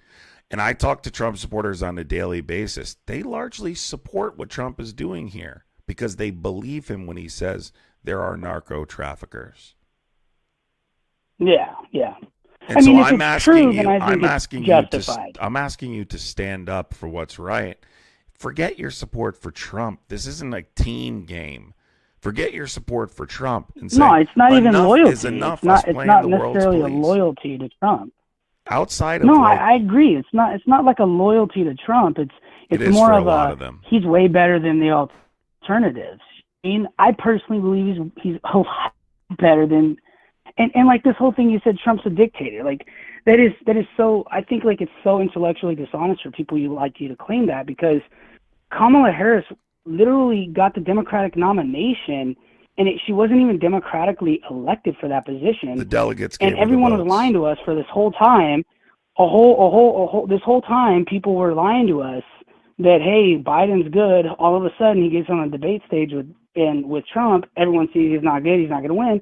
So they basically just eliminate him from the process and install Kamala Harris. And like, yeah, you can say the delegates, but we all really know what's going on. And you might say, well, you can't prove that, but it doesn't matter, because the point is who am I going to vote for? I can look at that, and I can't decisively with hardcore evidence prove that, but I can tell you I'm not stupid. I'm not going to deny my common sense. So I'm going to look at that situation and be like, yeah, we all know what was going on. I'm voting for Trump, because obviously you guys didn't even get to decide who your candidate was. So first of all, no one. I mean, that's dictatorship. So first of all, like, she got that. You do and the delegates gave her the votes, right? They were the voters confirmed this. It's not like she's just installed, right? So she was a legitimate nominee. Who did you vote for in the previous election, though? I'm curious.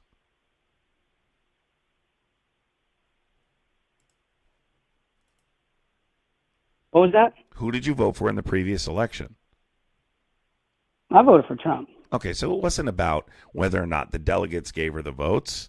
You voted for Trump last time, Personally, and you voted for him this time. Personally, no, you weren't going to vote for her. You weren't going to vote for her. Don't lie. Now, in terms of Donald Trump... Wait. I got to stop you right there. I'm sorry. It's not true. Interrupt. But actually, I believe I think that's a huge issue, because I'm telling you right now, and I think it's an issue with a lot of people that are Democrats and Republicans. You're assuming that I'm going to vote for Trump no matter what, and you're assuming, and you have created a characterization of me. You already put me in a box, and I think that's a huge sign of disrespect. I'm not because assuming. Actually, I was willing to vote for Biden. I was willing to vote for Democrat Harris. I'm willing to vote for anybody as long as I feel like your views match more that represent me. It doesn't necessarily matter. So I mean that's kind of the issue is, you're saying I wouldn't have. No, that was one of the things that I considered, that I looked at it and I said, hey, this is not fair. I personally don't appreciate this about what the Democratic Party did. And that's added just another drop. So what of part of the options. What part of the Constitution in the 12th and 25th Amendment did they violate in their process for choosing her as a presidential candidate and as the nominee of the Democratic Party? Well, that's the thing is, they didn't have to. It met all the they didn't have to violate. requirements. They didn't have to. Yeah, they didn't have to violate the constitutional requirements to know that they cared less about the voters and they cared more about who they thought was going to win. So let me because the voters didn't decide her in the primaries. So can I get this and right? That is a reflection to me. That is a reflection to me about the people who would have been behind Kamala Harris in her presidency. People who cared less about the voters and more about someone who was just going to win so she can get into power. So you got to let me clarify. So let's be clear about something. Number one, Biden dropped out incredibly late. You're talking about an open primary. That wasn't going to happen, and there wasn't a single challenger either. So that's just not realistic, right? This book This book I have here points to why. It's called 107 Days. This is her book. I don't know if you've read it. Probably not, but you probably should read it. There was very limited time for her, let alone an open primary, to develop a relationship with the American people. Besides the party confirmed her, the delegates gave her the votes, and she became the nominee of the party. Now, I just want to say something really quick. I'm not putting you in a box or labeling you. I know certain things to be a fact, and how I come to this conclusion is you overlooked 4 criminal indictments, right? 4 criminal indictments, civil cases, and you're talking about the Constitution and your concerns for integrity. Donald Trump, technically, by his actions, is not even constitutionally eligible. according to Section 3 of the 14th Amendment in the Insurrection Clause. Donald Trump doesn't care about the Constitution at all. I mean, there's a million that you overlooked all of these things, right? His willful retention of classified documents and obstruction of justice, an election interference case, falsifying business records, tied campaign finance violations, conspiracy to defraud the United States in a federal Jack Smith case, and a RICO case in Georgia. You overlooked him being civilly liable of SA. You overlooked a case, him being found liable of fraud. You overlooked a lot of things to get to where you are, specifically his criminal conduct related to the integrity of our election system, I might add, which is quite ironic. So I find it, I'm not putting you in a box. I know you had to overlook these things. So you overlooked all those things, and then you expect me to believe you looked at Kamala Harris and said, you know what? There should have been an open primary, and I would have voted for her. No, you wouldn't. I didn't say if there was an open primary, I would have voted for her. I said when you're looking at who you're going to vote for, you're going to weigh your options, and that there's certain things that a candidate or the Democrat or give me a Democrat you would have voted for that would decrease my chance. Tulsi Gabbard. Tulsi Gabbard's not a Democrat. When she ran as a Democrat against Kamala Harris. What? Yeah, in 2020, you're talking about years prior. Yeah, exactly. prior. I would have voted for her. Well, she's not a Democrat. She currently works for the Trump administration. But when she's she was a Democrat, so you would have voted for a Republican that was cosplaying as a Democrat. Got it. Again, that's that's the thing is, look, you I'm just please, man, please. If you really want anybody to believe that you're actually arguing in good faith, you can't say with 100% certainty that you know that you know. I just joined YouTube. You haven't been inside my mind. You haven't been inside my heart. You don't. I've been having conversations for a long time. Built a platform on TikTok. Started coming over here. I do debate in good faith to people who debate in good faith. But you're trying to convince me that process is the reason you didn't vote for a Democrat. And then I tell you to name me one Democrat you would have voted for, and you said Tulsi Gabbard, who's not a Democrat. Okay, I personally believe if you were arguing in good faith, you would have admitted, like I said, that's just one of the things that I factored in weighing with my options. Can you give me a Democrat? Things. And for two, I already did, but for two, you would have given me a chance to respond about, what I think about all this insurrection, all these things. You didn't give me a chance to respond to any of those things. Okay. But I was referring to a constitutional provision. This is my response to that. This is my response. Just before you respond to that, do you know Section 3 of the 14th Amendment? Because the language is important relative to our argument. No, I'd appreciate if you clarify that for me. Engaging in insurrection in any capacity makes you ineligible for the presidency. Okay. Appreciate that. Okay. So this is my response. When Trump ran for president in 2016, because I believe this is where it started, prior to that, the media loved him. People like Oprah, people like, all of the pop culture figures, all these people. He was in the circles of many people, white, black, everybody. No one called him racist, none of that, right? All of a sudden he runs for the presidency, and you have this entire campaign of the media to say pretty much what they did. And you can even see, because even in the first 100 days of his election or of his presidency, the media, there was a report that the media had reported over I think 75% negative things about Trump and only 20% positive things, right? Or something like that. And the thing is you have this concerted effort for the media to try to exaggerate and paint the worst possible image. Now, if you have enough of that going on day after day, time after time, from different places and different locations, which we already know the FBI has understand and studied processes like this, project the Mockingbird Project, right? Like, you can do a lot to sway the general opinion about a person. Okay, so I believe Trump has been a victim of a mass sort of effort of demonizing him by the media and politicians who disagree with him. So I think when you're looking at some of these when you see some of these statements, these civil cases, this and that, I mean, there's literally guys in the MLB who would sleep with a girl knowing she knew he had a lot of money, who later only did that because she wanted to make him look bad, and the only way that the guy got out is if he offered a lot of money. Like, we can't say that things like that, and you gotta understand, politics is a dirty business. Like, people are willing to do whatever they want to do, whatever they can to get their power. So, like, if you're gonna sit here and say to me that there aren't a lot of people who are willing to do a lot of shady things against Trump and have this sort of campaign fantasy on, MSNBC and all of these things, like. And then, not to mention, hold on, don't go on. I got to ask you a question before you continue. They literally raided Mar-a-Lago.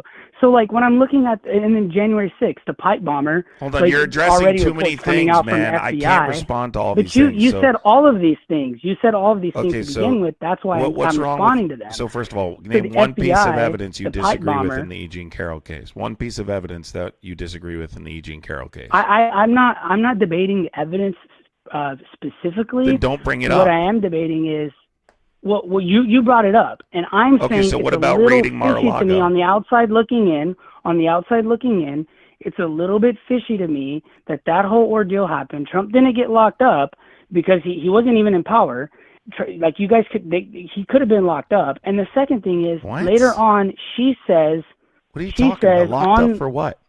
Which case? Well, if he actually sexually assaulted her, it's a civil case. Then, you don't get locked up. Yeah, but if he sexually assaulted, doesn't matter. It's a civil case. It's not a criminal case. Oh, You don't get locked up for a civil case. I thought if you sexually assault somebody, no. If you get criminally tried for it, yes, it was a civil case. So he didn't even get criminally tried. He was tried for falsifying business records to hide campaign finance violations, which is an election interference case, and he was convicted of that. Okay.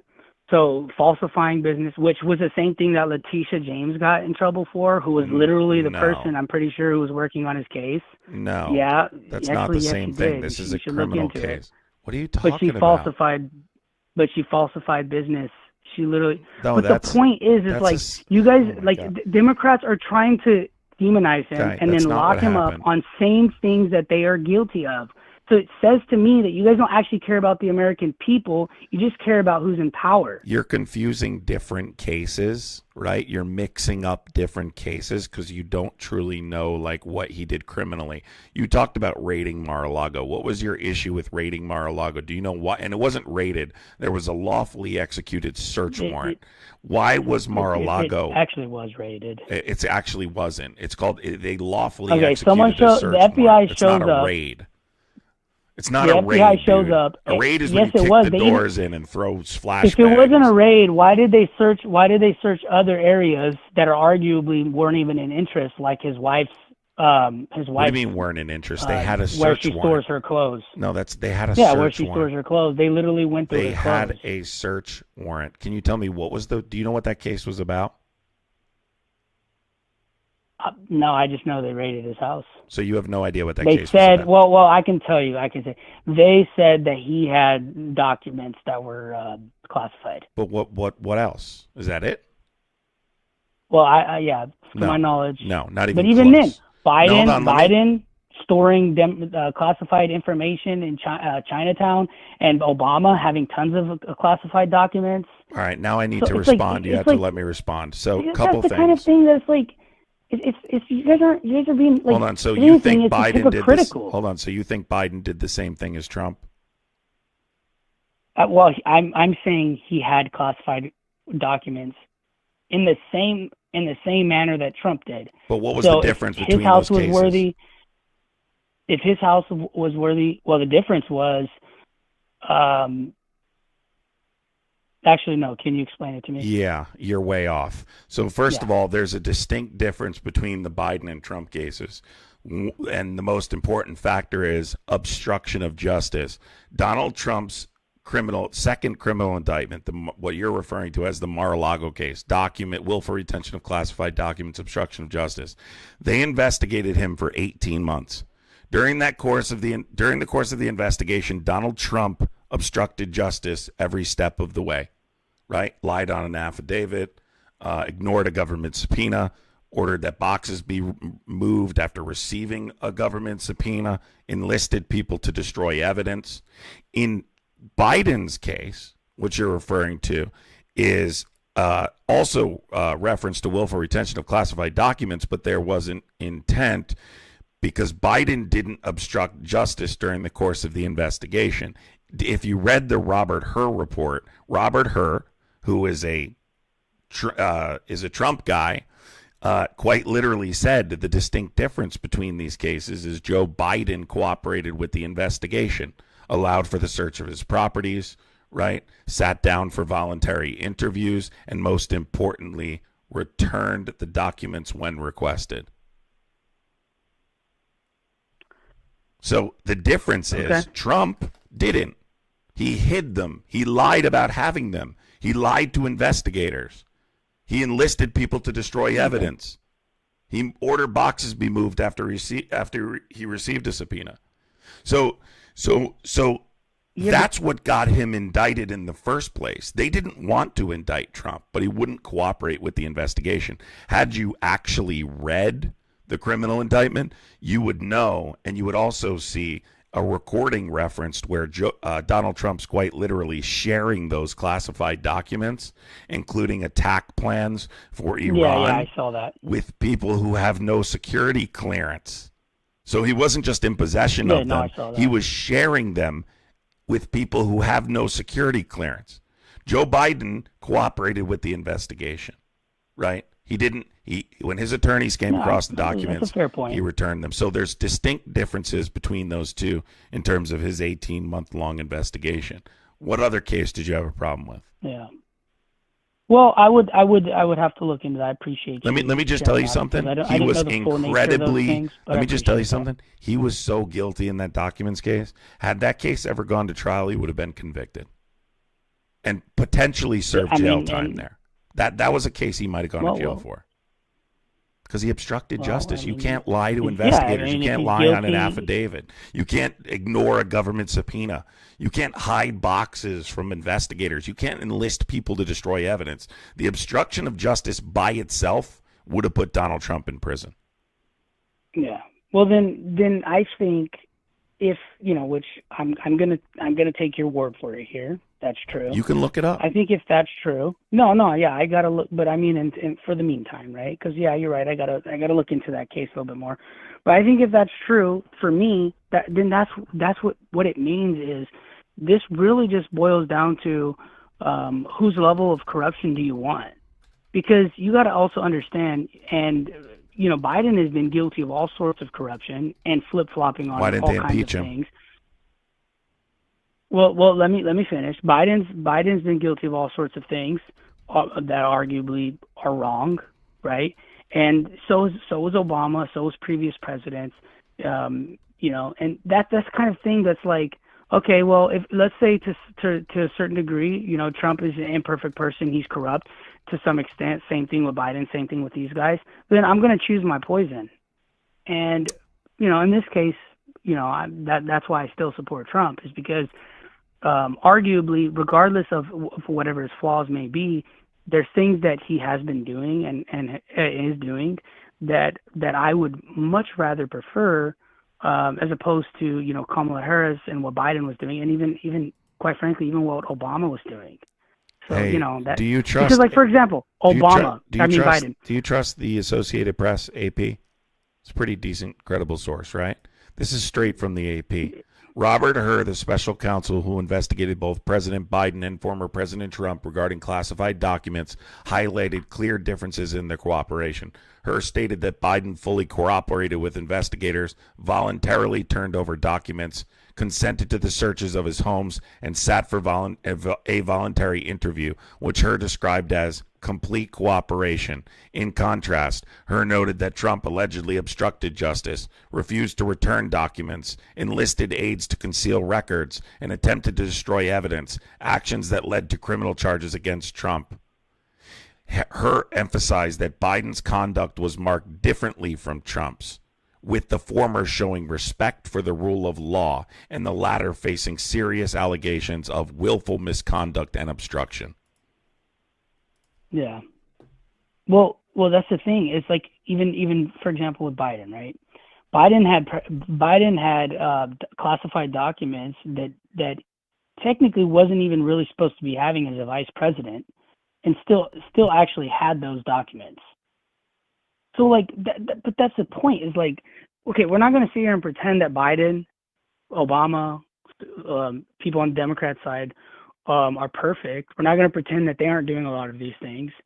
And yeah, Trump and them, they're doing these things. So it's either we all vote for nobody and we tear down the system, which, whatever, or we sit here and say, okay, among these options of politicians, I'm going to decide, who I want. And you also have to understand, like I said, the media had already been since 2016 this large campaign. But the difference is, the difference is criminal intent. You're missing the difference is the criminal intent. Sure, you can make the case Biden shouldn't have been in possession of certain documents. You can say it was criminal intent, but you can't be sure that Biden didn't have some sort of criminal intent. Then why would you cooperate? Because when Biden you has cooperate been with the involved in a investigation, lot of shady things.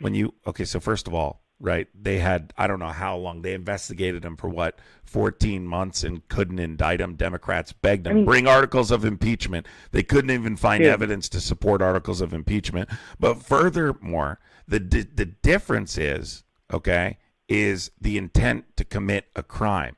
Whether or not he should have been in possession of them, that's a different conversation, right? Some people break the law on accident, right? Some people are just, that's why we're saying willful retention, right? Yeah. There was no evidence to prove.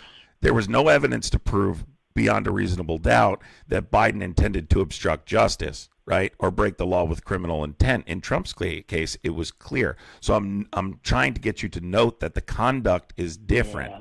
When you cooperate fully with an investigation, when you turn over the documents they're requesting, you're less likely to get indicted.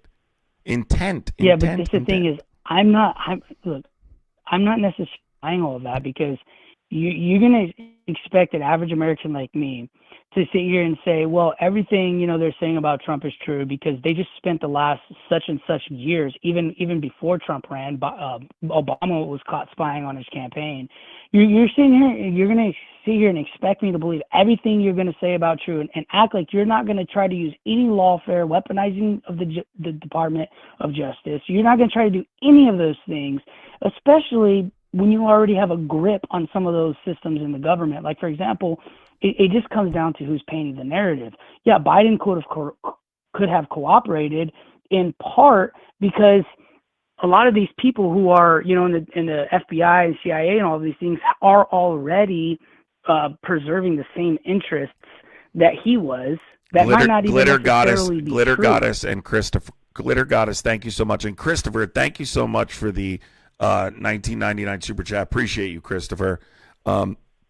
And Glitter Goddess for the 5. I appreciate you too. Yeah, but listen, here's the thing, dude. Like, you're. Oh, wait. Here's another thing. They even suppressed the Biden's son laptop. So you mean like Donald, like weaponizing the Department of Justice, like Trump is doing now? All of these things. You mean like Trump is doing now? Well, just let me finish. All of these things. Yeah, you won't admit that, will you? Well, no, I'm willing to, but you're kind of just. No, I think it's remarkable that you're concerned about corruption in the Justice Department. Well, I would like to finish this. I've let you talk a lot, man. Like, I've let you talk quite a bit. No, you have. I really appreciate that. Okay, so you're what you're saying things. You have the willingness to say okay and concede to certain things, but you're immediately wanting to whataboutism to different things. I don't think, number one, you fully understand either. And that's why I'm trying to educate you on the differences, like, for instance, in the Robert Hur investigation, and whether or not they can bring all boils down to who's painting the narrative. But it's not. And these are the same people who have had all this power. Robert Hur is a Trump guy. Well, it's not painting any narrative. I mean, it's easy to say that. But you act like if people who are in the Trump administration can't secretly be snakes and working for the opposition. Like, you know what I mean? Like, that, even that kind of stuff. Yeah, like, there could be people who are, like, for example, There could be people in Congress who are saying, "Oh yeah, I'm for the Republicans," but in reality, they're really working with the Democrats to support the Democrat agenda. Who's actively trying to keep? Who actively worked to keep the Epstein files from the American people through the Department of Justice? Was that Trump, or was that an insider working to make Trump look bad? I think so far it has been Trump, and I think that is a complete failure. Good. I'm glad you're willing to concede. Even to quite that. one of the things that does amongst most of them actually get me to say either I'm completely not going to support this guy, or this whole system's jacked up. Because I'm sorry, but even if Trump is terribly and corrupt, I personally believe the Democratic Party right now in its current state is even worse. Oh my God! And that would blackpill me. That would blackpill me. Okay, I'm sorry. so did I'm sorry. So that would really blackpill me. Could it really be worse when we're talking about Jeffrey Epstein and the concerted effort to conceal the Epstein files? By the way, I just went over several differences, but I just went over several differences in the crimes committed between the last Democrat president and the last Republican president. But you're still making the same statement you were before I provided the evidence of his crimes. So Biden couldn't have released it, first of all. Let's be clear. Yeah. It was sealed by the court. No, it was sealed by the court. And there was the Ghislaine Maxwell appeal going on. No, there isn't, because there's federal law that explicitly prohibits you from doing so. The president doesn't have that unilateral authority when a case is actively under appeal. Number two, Joe Biden, after fifth, and again, I'm not here to defend. You could have made it a topic. I'm not here to defend Joe Biden. I don't work for the Democrats, okay? Contrary to what some people think. I don't work for Democrats. I'm highly critical of both parties, but I also want to tell the truth, and they're not the same. And there are distinct differences between them. Look, I'll give you an example, okay? I bring this up constantly. Not a single Republican has ever clarified why this happened. Can you explain to me why Donald Trump sent his deputy attorney general to sit down with Ghislaine Maxwell when he found out the oversight committee was going to subpoena her testimony? No idea why. Well, don't you think that's fucking weird that she was rewarded 2 days later with a transfer to a minimum security prison in Camp Bryan, Texas as a result of that meeting? Because I made a video on TikTok back in July claiming that meeting was quid pro quo, and Republicans said I was a fucking liar jumping to conclusions. And then 2 days after the meeting, she was transferred to a minimum security in Camp Bryan, Texas. Can you tell me why Trump tried to convince Republicans not to sign on to the discharge petition? Well, I can tell you when I hear just answer the question. That, can you tell me why Donald Trump tried to convince Republicans not to sign onto the discharge petition, including Lauren Boebert and Marjorie Taylor Greene? Personally, I don't know anything about that. So the Epstein Transparency Act, you're aware, it just passed the House with one nay vote, coincidentally a Republican, Clay Higgins, and unanimous consent in the Senate. Can you explain to me why Donald Trump would be resistant to Republicans signing on to the discharge petition? He doesn't want her to be discharged? No. Why did Donald Trump not want the Epstein files to go to Congress, the Epstein Transparency Act to go to Congress? No idea. Because that's a good question, isn't it? It's either to me, but I can tell you what my speculations are. That's what it boils down to, all of us. So why do you either think he's I'm on not done yet? I'm not done yet. I'm not done yet. But you're I'm not done yet. No, I'm not done yet. No, because I want you to just answer yes or no.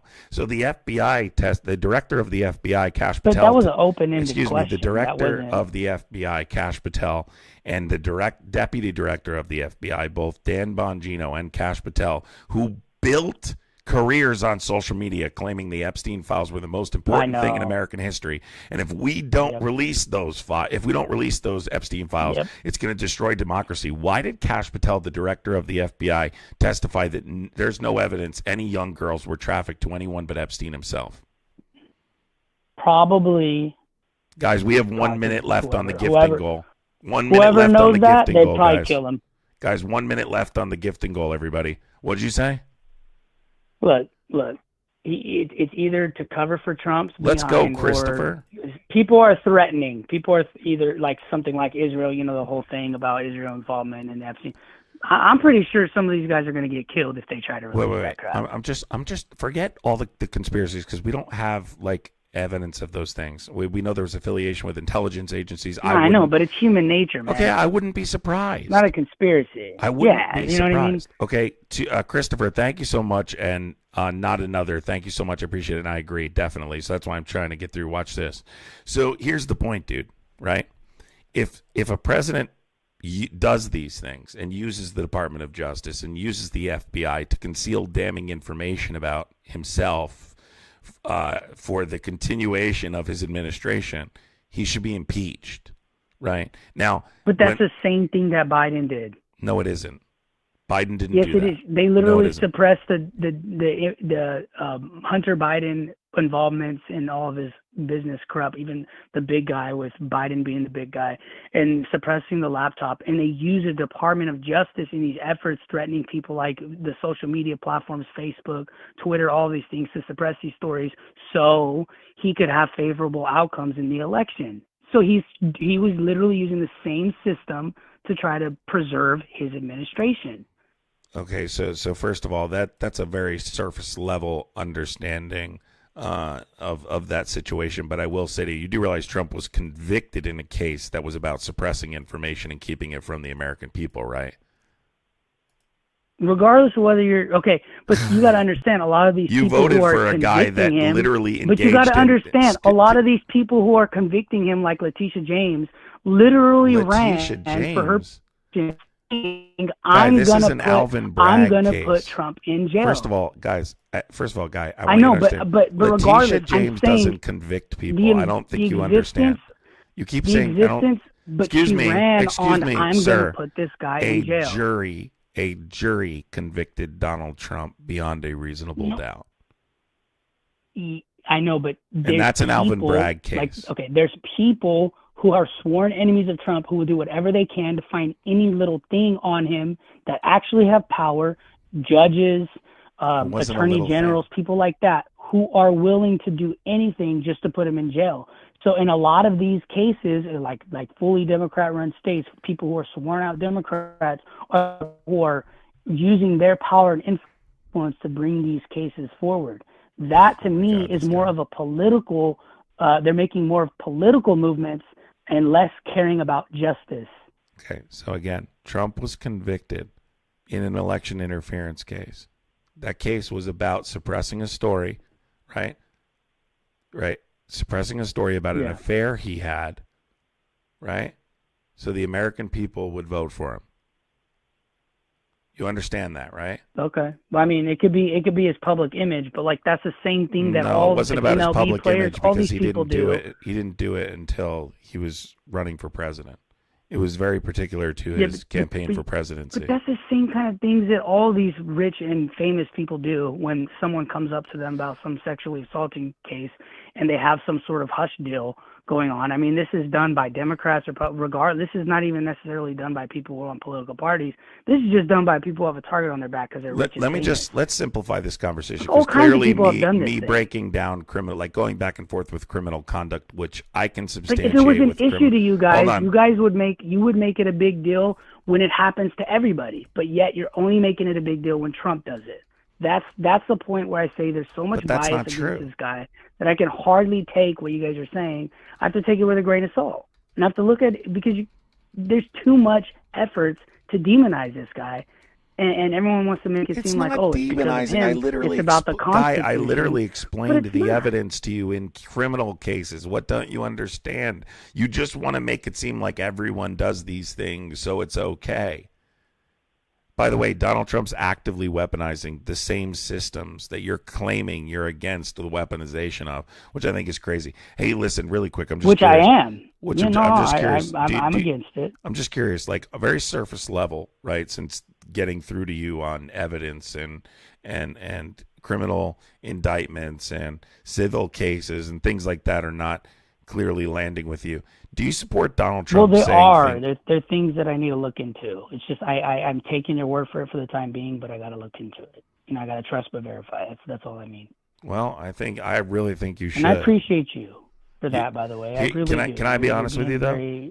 You try and come off as if you're open-minded, and you debate me on these issues as if I'm working for the Democratic Party, or where I can't admit things are true, or I'm just going to defend the Democratic Party no matter what. And that's not true. I'm trying to give you evidence about Donald Trump. You have unwavering loyalty to this man. Unwavering not loyalty. Necessarily. Do you not support? I'm just curious. There's a lot of things. If Donald Trump knew about criminal conduct or unethical behavior in the Epstein files, right? Are you going to continue to support him? Oh, I mean, if he's guilty of these things, no. No.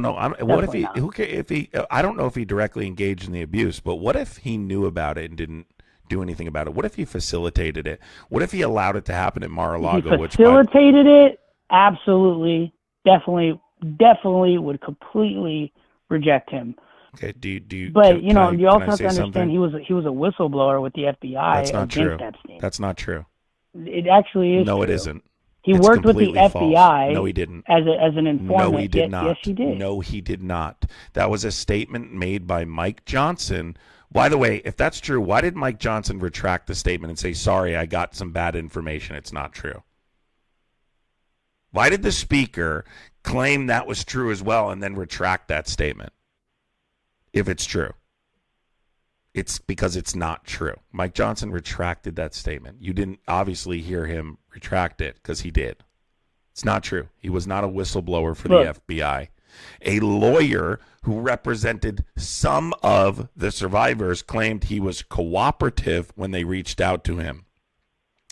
Let's be clear about something. Just because someone cooperates with something that doesn't have to do with them doesn't mean they're innocent. We see people who engage in criminal conduct all the time cooperate with investigations. There are almost 2,000 victims of Epstein. We have no idea if there's a Trump accuser in there. What we do know is that he's made a concerted effort as president of the United States to cover it up. What we do know is he's had questionable behavior in the past around women, saying he grabs them without their consent, saying to a 10-year-old girl, I'll be dating you in 10 years, talking about walking in locker rooms while young girls are changing. We know he has behaviors that are pretty damn concerning, but you guys overlook those as well. Yeah, for sure. He says that he says at Mar-a-Lago he didn't even ban Epstein the first time. He said he gave him a warning. I don't know anyone who gives a guy who's already been convicted of a sex-related offense a warning when they're trying to poach, in the words of Ghislaine Maxwell and Epstein, young girls from your establishment. You ban them immediately. So what I'm saying is this unreasonable. No, but you're trying to establish this unreasonable burden where I must see him physically engaging in the abuse in order to stop supporting him. You may get information that not necessarily. Listen to me. This is important. All right. Sure. You may get information in the Epstein files that just proves Donald Trump's relationship was beyond what he previously disclosed publicly, and you'll have to connect the dots and say, oh, why would he lie? His relationship went on much longer. Oh, he did continue a relationship with him even after he knew that he was a creep, that he was a sex offender, that he was engaging in these behaviors. And I think that should be enough to condemn him. I don't think it necessarily needs to be engaging directly in the abuse. And I'm willing to do that even if it's someone who has a D next to their name, because this shouldn't be political. But that's the thing is, if these... I think that's a fair point. Okay, I appreciate you for that.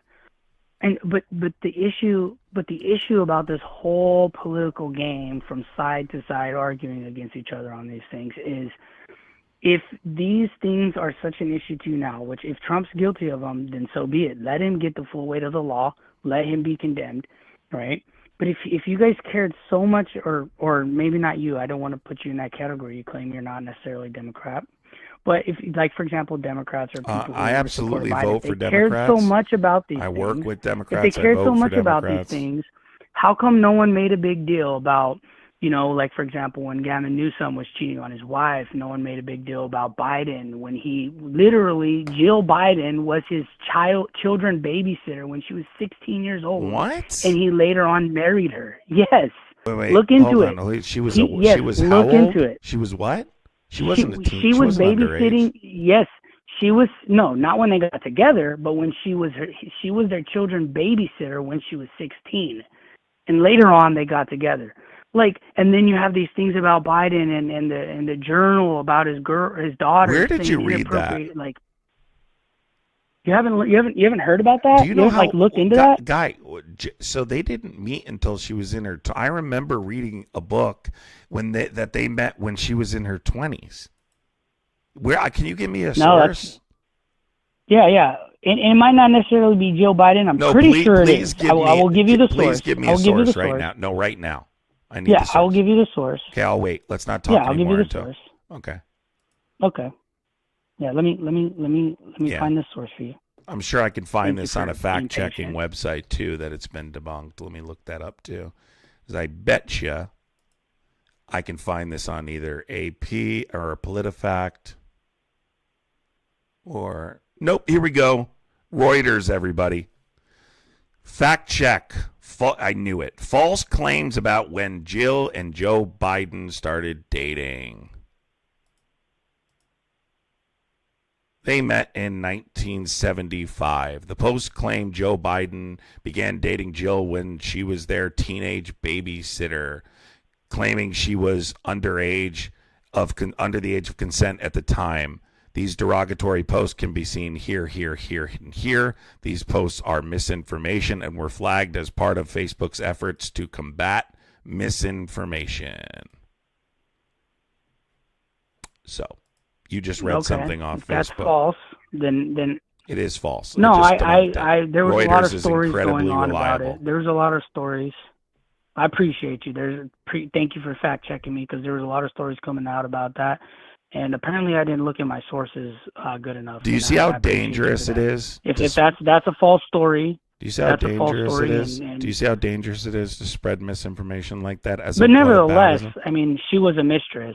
Joe Biden was a mistress. Oh, wait. So first of all, he was already married. First of all, don't talk to me about infidelity. You voted. You literally voted for the cheater of all cheaters. No, of course. I'm not saying that like that's a make or break, but I'm saying, if people are going to hold Trump to these standards, I think that they should be honest to hold everybody across the board to these standards. That's all I'm saying. You don't hold those standards. Can you tell me where you also read that she was a mistress? Yeah, Biden was already married. It's his second wife. Biden's wife died in a car accident in 1972. They didn't meet until 1975. Oh, so I'm pretty sure they knew. No. Is that really another falsehood? Oh, man, I'm sorry. I'm positive. You know how I know I don't even have to fact check that one, is because she died. Yeah, that's my fault. Sorry about that. Well, I appreciate that. That's. Well, yeah, that's I need really to be bad. More sure about some that's of my really sources. bad. Yeah, I need to be more sure about my sources. You do. Sorry about that. Yeah, now, because you're spreading misinformation, I need you to sing God. I need you to sing. Well, I'm not intentionally. I need you to sing God Bless America for the chat. I'm dead serious. This is what we do for people. God bless America. Sorry for spreading misinformation. God bless America. I did that was out of line, man. I can't believe it. I actually feel pretty stupid for even saying that. I thought I was, some of these guys I know they're biased. Some of these guys I used to listen to, I don't listen to them anymore, but that's why I stopped listening to them, because I've noticed, like I used to listen to Benny Johnson a lot, and I realized he's only, well, no, I don't. I have stopped listening to him a long time ago. Not that I'm more of a conservative, but I stopped listening to Benny Johnson because I realized he's just a talking point. Like these guys, some of these guys are just biased. You know what I mean? Listen, here's the thing, so man. Here's the thing. Yeah. I've talked to you for a little while. I'm usually reasonably good judge of character. I don't think you are a complete lost cause. How old are you? 25. Okay. You're still relatively young. You don't want to go along with this bullshit for the rest of your life. I'm not trying to convince you to become a Democrat, but I highly encourage you. Here's what I encourage you to do. You can follow me, call back another time. I highly encourage you to fact check what we talked about this evening, the things that I told you, right? If I told you things and they're not true, then You can come back and tell me these weren't true, and now you've lost my trust. But I can promise you, I don't say things unless I know they're true. No, I wouldn't. So I encourage you. Here's what I encourage you to do if you really want to do better, and I highly encourage you to do this so you can stop being a part of the crowd that falls for everything, the gullible Muppet crowd, right? And move forward as a better, more informed voter. Is do some research into the things we talked about. That's where you should start. And then we'll talk again. But I'm telling you, okay. I don't normally say this. I appreciate I'm telling you, I think you still have hope to climb out of this, ridiculous misinformation hole and do better in the future. Okay? Well, I tell you, as my farewell, I would only vote for Democrats if they become less pro-abortion. Listen, let's not get into this right now. Let's not get into this right now. We can talk about other issues later. You need to go fact. Those are the main. I'm not telling you to vote for Democrats. I'm trying to get you out of the misinformation web. The truth prevails. I encourage you to go research these things. Have a good day. You too. Hey.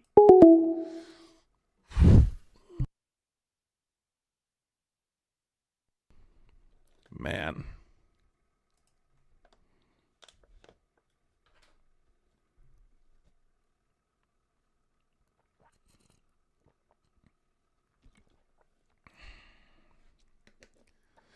Whew. All right, folks. I know all about Ashley Biden's diary. It's been debunked and you've never read it. So, Nick Fuentes is just admitted that he's never seen a vagina. And I'm going to imagine that you might be in a similar situation, Daz. Good luck to both of you. I love these guys that think loving Nick Fuentes is edgy. Like, it's funny as hell. Listen, guys, I appreciate you coming. Thank you to everybody coming. Now it's getting late. So I'll be back on tomorrow. Thank you to everybody contributed to the gifting goal. I really appreciate you. We didn't need to know that Nick Fuentes has never been with a woman, but you know how it goes. Thank you so much, everybody. Appreciate you contributing to the gifting goal. No, you don't. If you like Nick Fuentes, then I think we know your situation, my friend. It's not edgy to like Nick Fuentes. It's not cool or edgy. It's cringe. It means you're easily fooled. But thanks for coming, everybody. Appreciate you. I'll be on tomorrow. I'll be on tomorrow, everybody. This Tony guy, bro, pick up the 5. I do pick it up. I was on the phone. What 503 number? There is no 503 number. Pick up the 503 number. Bro's calling the wrong number. But thank you, everybody. Guys, really quick, if you guys have not hit the subscribe button, please do. Consider becoming a member of the channel, guys. It really does help out the content. I'm trying to build a platform over here on YouTube like we have over on TikTok. And it's a lot of work, consistent streaming and all that. So I'd appreciate if you guys would consider joining and subscribing. Thank you so much, everybody. I'll debate a nationalist, but Tony, I would probably guess you're an ultra-nationalist, not a nationalist. So I would guess you're probably an ultra-nationalist, and I'm going to ask you if you know the difference, right? No, Nick Fuentes is absolutely on the far right side of the political spectrum. I would consider him an ultra-nationalist, yeah, for sure. But thanks, everybody. Appreciate you. I'll see you guys tomorrow. Take care.